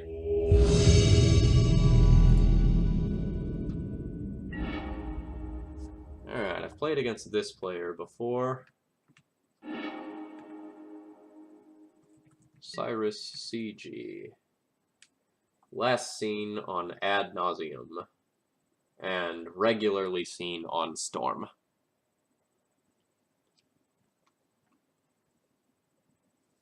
This is a really reasonable hand if my opponent isn't on Storm, but based on the data I have, like, they've played Storm to multiple 5-0 finishes across multiple months, so I'm pretty confident that they're on Storm, so I'm going to mulligan this hand for something that is actually good in that matchup, which this is not either. My opponent mulliganed as well. I'm fine going to 5.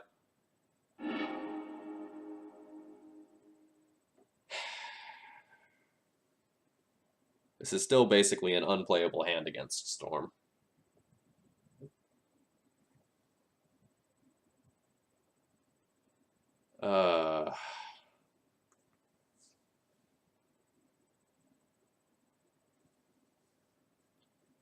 So like this could be a turn 4 Thalia, but my opponent mulliganed. I don't have any plays before that. This is rough.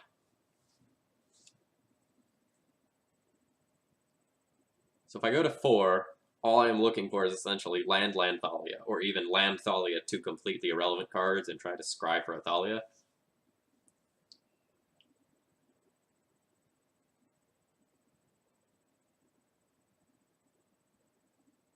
Or I can keep this one which already has the lands and try to scry for the Thalia.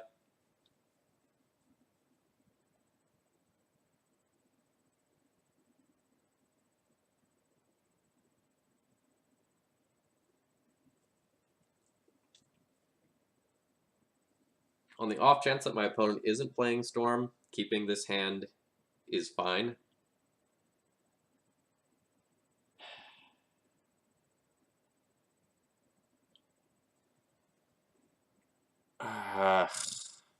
I'll keep this one. I don't like going to 4.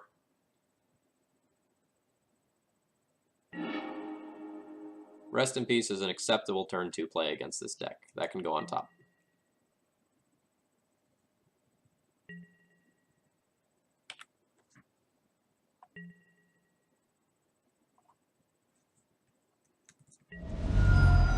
Alright. So we are on the draw against Ants.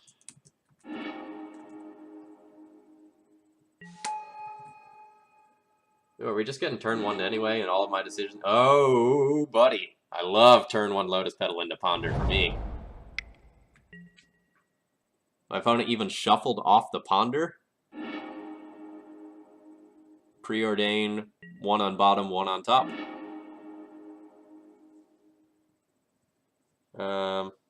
My opponent knows my hand, so, like, there's no possible information I can hide by playing anything else, you know?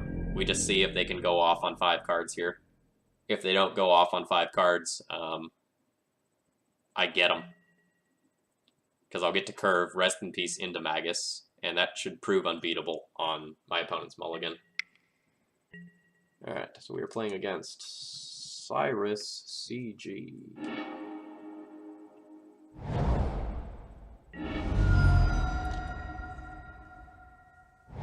Yeah, so my opponent doesn't know about this Rest in Peace, so there's no way that they could, like, Cabal Therapy it to get it out of my hand. They know that I kept something on top, and so since I mulligan so aggressively, if they Cabal Therapy me, they probably name Thalia, which is a 4 of, and certainly... Oh. Well, there's a Gataxian Probe. Alright. We did it, folks. There is some merit to playing the Revoker rather than the Rest in Peace, but I just want to shut off that entire zone.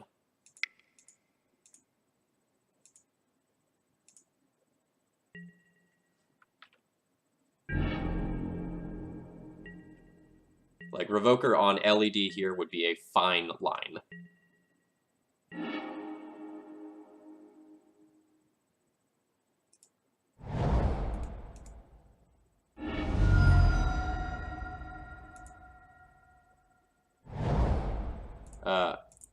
So while Revoker is a better card against Storm than Magus of the Moon, my opponent actually doesn't have a basic black source showing, so if they want to start storming off, they need black.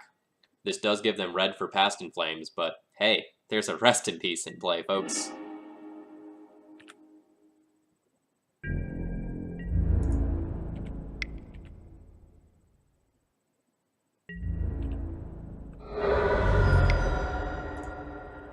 So now we'll Revoker on LED, and then we're gonna get to follow up with Recruiter for either Thalia or Prelate, and the game is done.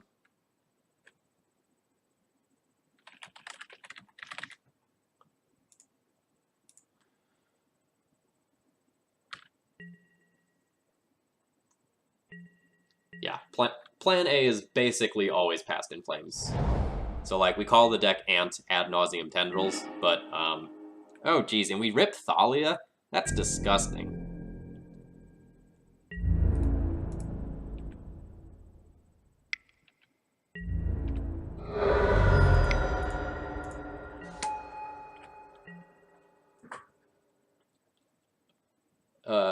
So we mulliganed aggressively, and we're very rewarded for it.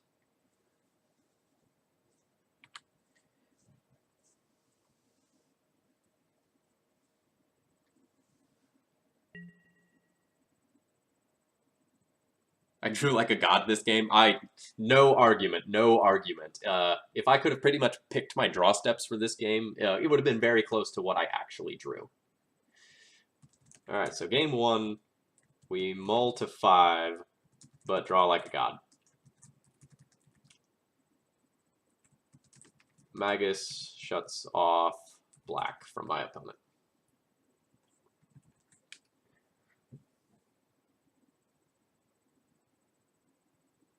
Geez, I recant my dig about playing blue now. Deck is showing me up. There's a reason why this weird-looking one of Rest in Peace is in the deck. It does things like that.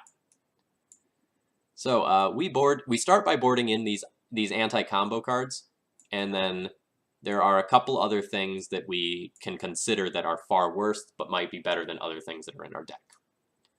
So, Swords to Plowshares, generically speaking, is not going to have any targets. Palace Jailer, while one-sided draw, costs 4 mana, not good. Same logic to Pia and Kieran here. So now we still have these 3 cards, these Cataclysms and the Mirran Crusader. Mirran Crusader just beats harder than something else that's in the deck, and Cataclysm can stop my opponent on an Empty the Warrens draw, and it's the only card in our deck that can beat an Empty the Warrens other than the Stoneforge for Batterskull plan.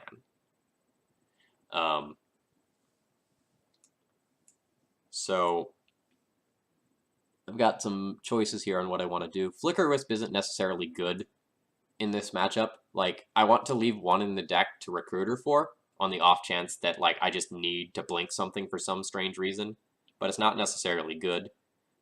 Same thing with Jitte. It can gain some life, deal with a couple of goblins, but this isn't necessarily the route that you want to be going in this matchup.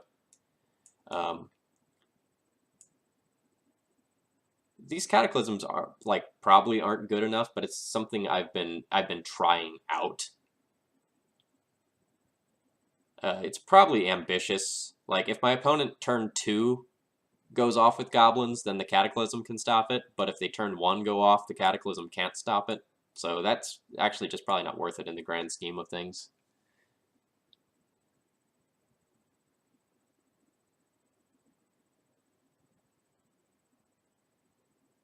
I get 20 seconds, and I have to keep 1 more of these cards.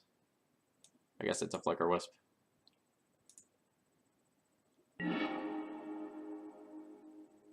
Cataclysm is ambitious. Is ambitious bad? Who knows?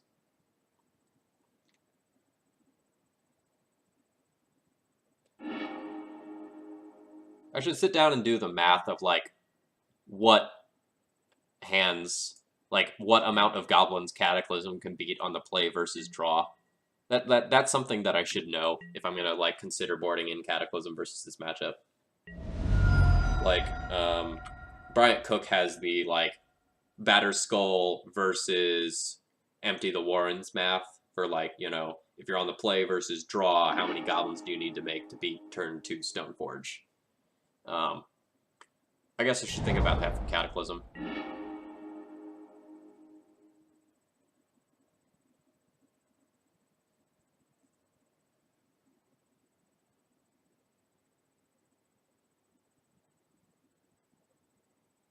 Storm often boards out some discard for this matchup. Yeah, I agree. Like, some amount of discard comes out for things that can answer permanents.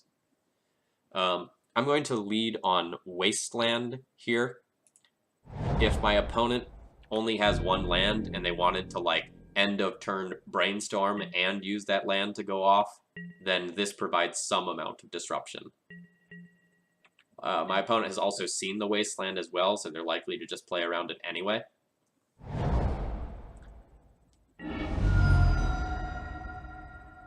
So now my opponent is just going to have, like, Island Swamp. This Wasteland doesn't do anything, but that's okay.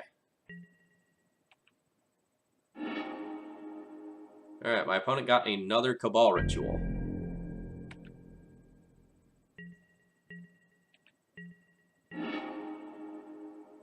Alright, chat. So we're going to lead on Caracas here to play around Massacre. So if possible, we're not going to play our basics this game. We'll see whether or not that is something that I can realistically do. But at least for a few turns, we'll play around Massacre.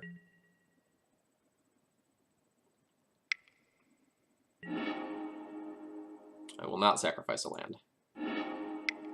So this just probably means my opponent is going off.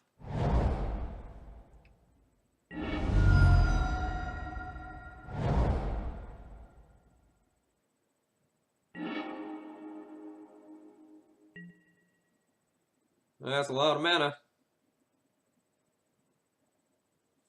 Can it just be ad nauseum? It is just ad nauseum. We're going to get a good look at the content of our opponent's deck here. Opponent actually doesn't have a kill card yet. Still doesn't have a kill card. Still no kill card. That's a kill card. Can I get storm count high enough as is? Oh, they actually don't have any starting black... Or no, they have 2 starting black mana. So, they Cabal Writ, Cabal Writ, Cabal Writ, Tendrils. They can get Haxian Probe in there if they want. And we're dead.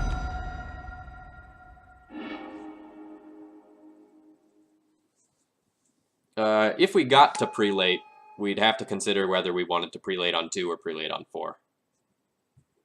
It's a real question in the post-sideboard games. In the pre-board games, you just put it on 4 and you automatically... Why is my opponent pondering? They just have me.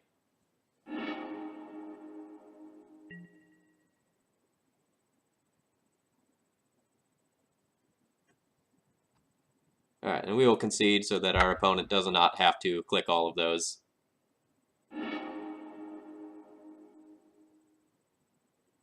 So it showed me the opponent's hand as well. So my opponent has both Abrupt Decay and Chain of Vapors as answers to our permanent-based junk.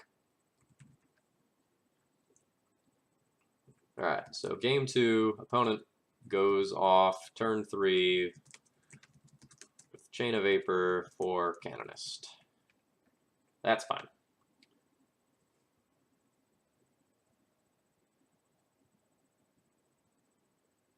What was that random last card I threw in? I randomly threw in the Mirran Crusader at the tail end there.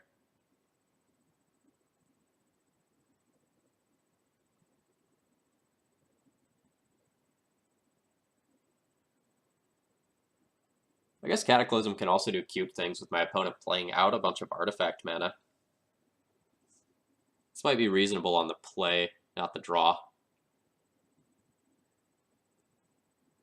Like, the last time I played Cataclysm in this matchup, I got to eat, like, 3 lands and 3 Lion's Eye Diamonds, or something absolutely stupid like that. So, like, that's still in my memory of something that can happen in this matchup.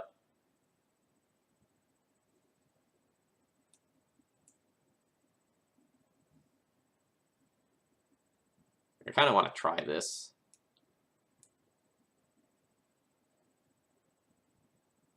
And, like, board out 2 Flicker Wisps. Let's try it. Alright, we have an Aether Vial, we have a Thalia, we have a Relic Warder too that we can't necessarily cast right now. You know, there's a port here, we get to play around Massacre with this hand, and our opponent has mulliganed. It's a lot of factors in our favor.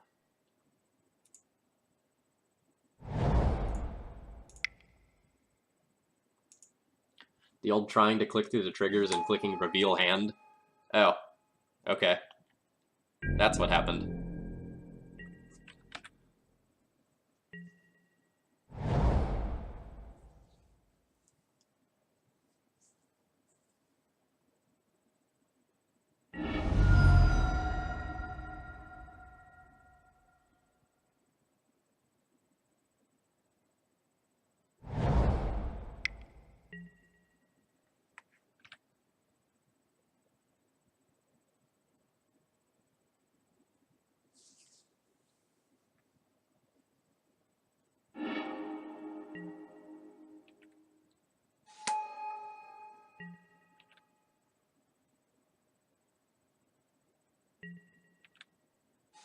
Still can't tell whether my opponent is going off or just...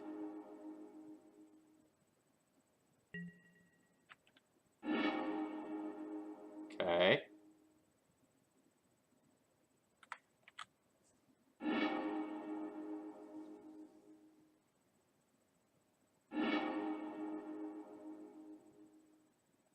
Alright, my opponent has produced 14 goblins.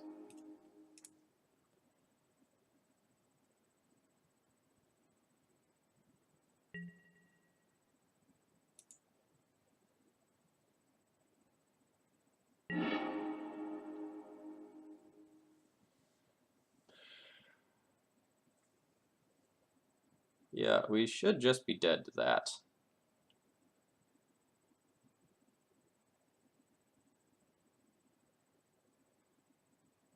If we had an Orzhov Pontiff in the sideboard, that would still be too slow, unfortunately.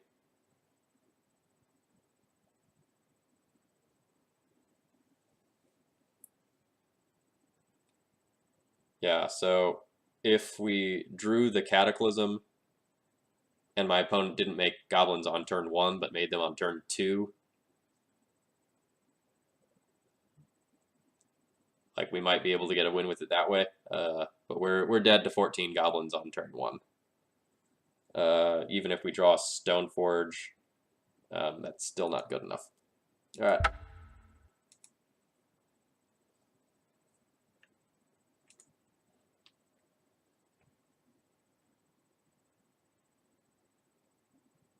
Sure, but like consider the upside on Cataclysm.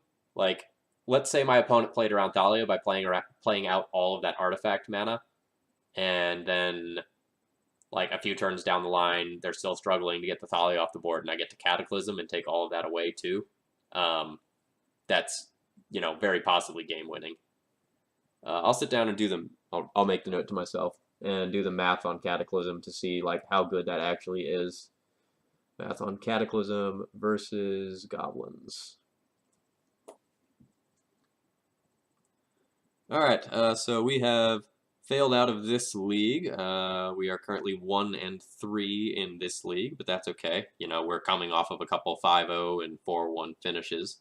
Yeah, like I have no problem losing games to Ant where they just have it. Like that's fine. This is Legacy. We get to do stupid and powerful things.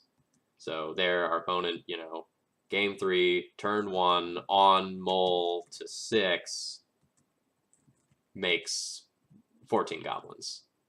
Like their hand worked out very, very well there. And that's all right. Like, there are plenty of times where like I drew like an absolute god. Like even in that game there, like I drew very, very well.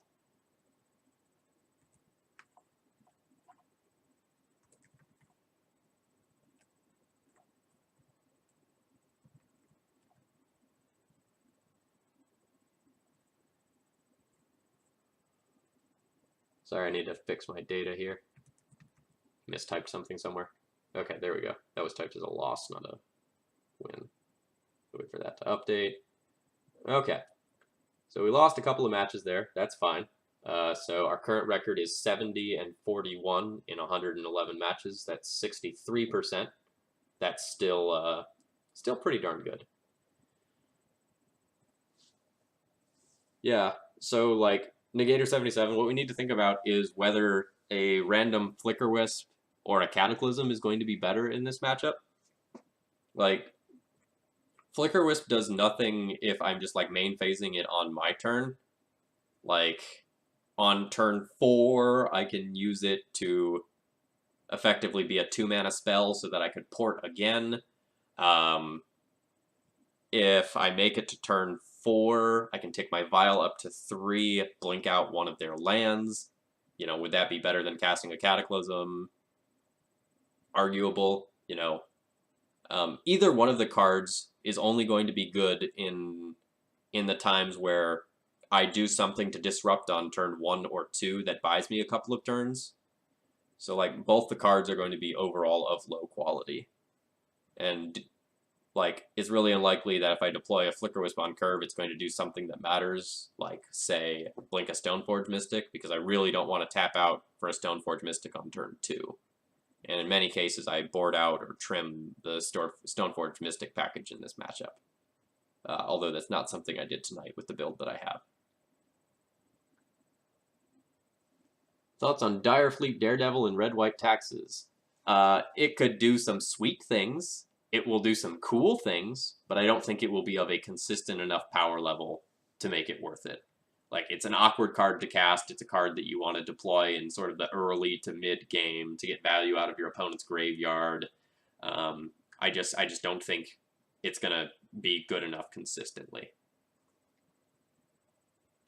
I compared it to Phyrexian Metamorph in terms of a card. Like, it's a recruitable card that can do weird things that other cards can't do. And so I think it would be really fun to play with at, your FNM or your local events. But, if you're looking to consistently win matches, that's not necessarily something you'd want to play. What's the Cataclysm for? We're talking about Cataclysm in the Amp matchup to potentially stop Goblins from Empty the Warrens. We were talking about whether or not that's better than something like a Flicker Wisp. Both cards are pretty anemic in the matchup. All right, folks, if you have any more questions for me, I'm happy to answer them. Otherwise, I'm going to go ahead and call it a night here since I bombed out of this league and I'm going to a convention tomorrow. The next time I stream will very likely be Monday afternoon or evening. I'll be out of town Friday afternoon, Saturday, and I'll be getting back, mid to late afternoon Sunday.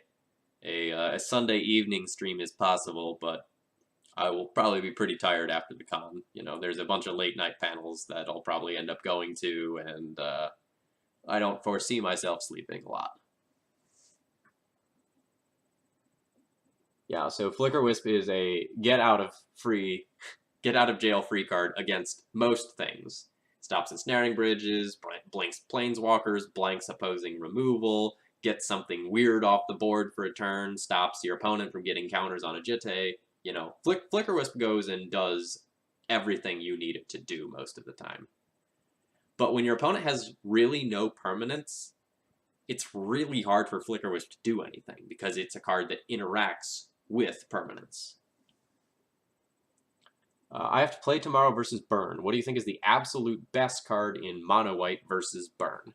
Do you mean, like, what sideboard card could you play to hose Burn? Or do you mean, like, what is the best card that exists in the main deck of it already that you should be playing? Because, like, if it's the stuff that's in the deck normally, then, like, your Stoneforges are amazing, your Thalias are amazing, and cards like all your 1-drops get a decent amount of value. But if you're looking to, like, really hose your opponent and, like, play some hateful things that you want to deal with, there's a lot of things you can add to the list. Prelate's a real jerk. Putting that on 1 is devastating. Sword of War and Peace is fantastic. You have Core Firewalker, Warmth, and Absolute Law? I hope you mean those are your options, not that you're playing against all of them, because... Gah. If you were looking for a creature, a lot of people really like Fiendslayer Paladin. It's tutorable, it has lifelink on it, and it can't be, Oh, you just want to get him bad. I see, it's one of those. I don't want to play optimally, but I really want to stick it to this guy. Okay. Fiendslayer Paladin is pretty sweet. It's a card that I've had mediocre success with, but in the Burn matchup, that card is rough to play against. Otherwise, in no particular order, the cards you listed are very, very good. The short list of cards that are annoying for Burn to play against are Warmth, Circle of Protection Red, Core Firewalker, Fiendslayer Paladin, Absolute Law, and if you want to get real spicy and just gain some life, Lone Missionary is another option. That one's a little less powerful than the rest, but the difference is that it costs one white and one colorless rather than white for some of the other creatures. So that's something to keep in mind.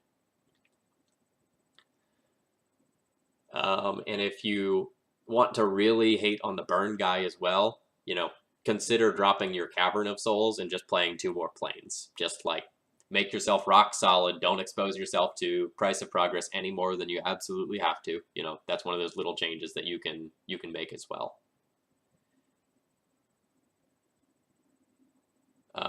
I also can't overstate how good Sanctum Prelate is.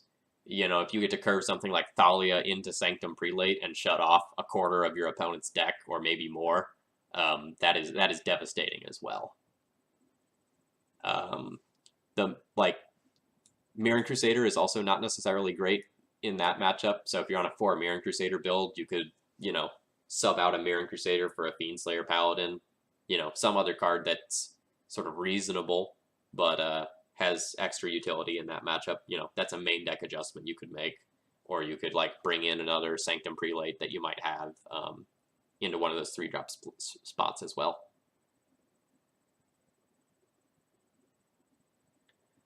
Do I board out Wastelands? No, Wasteland's okay in that matchup. So one thing you need to think about is that in order to win the game against Burn, you need to get equipment on. That usually means getting to 4 mana. Do something like play a Vial on turn 1. On your turn 3, you Vial in that Stoneforge at their end step, and then turn 4, cast Jitte, equip, or put in Jitte and get it equipped. So you actually want to be hitting land drops, and Wasteland is also insurance against Price of Progress, because you can Wasteland your own lands. Say you Wasteland your Rishadan Port in response to a Price of Progress, then that effectively means that you take 4 less damage. I'm very wary of boarding out lands in Death and Taxes, generally speaking, because you need to cast your business cards, and you have a lot of mana sinks in Rishadan Port and equipment. So even when you're flooding, you usually have things to do for a few turns to wait while you're getting out of it.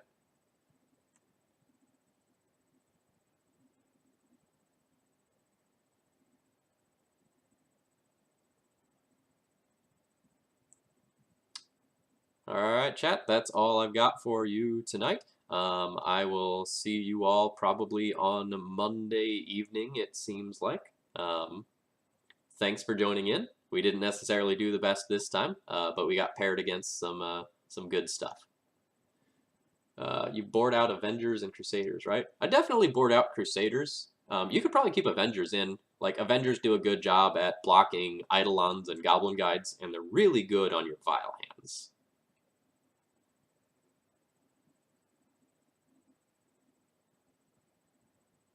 Yep, alright. I'm off to Ichiban Khan. See you all later.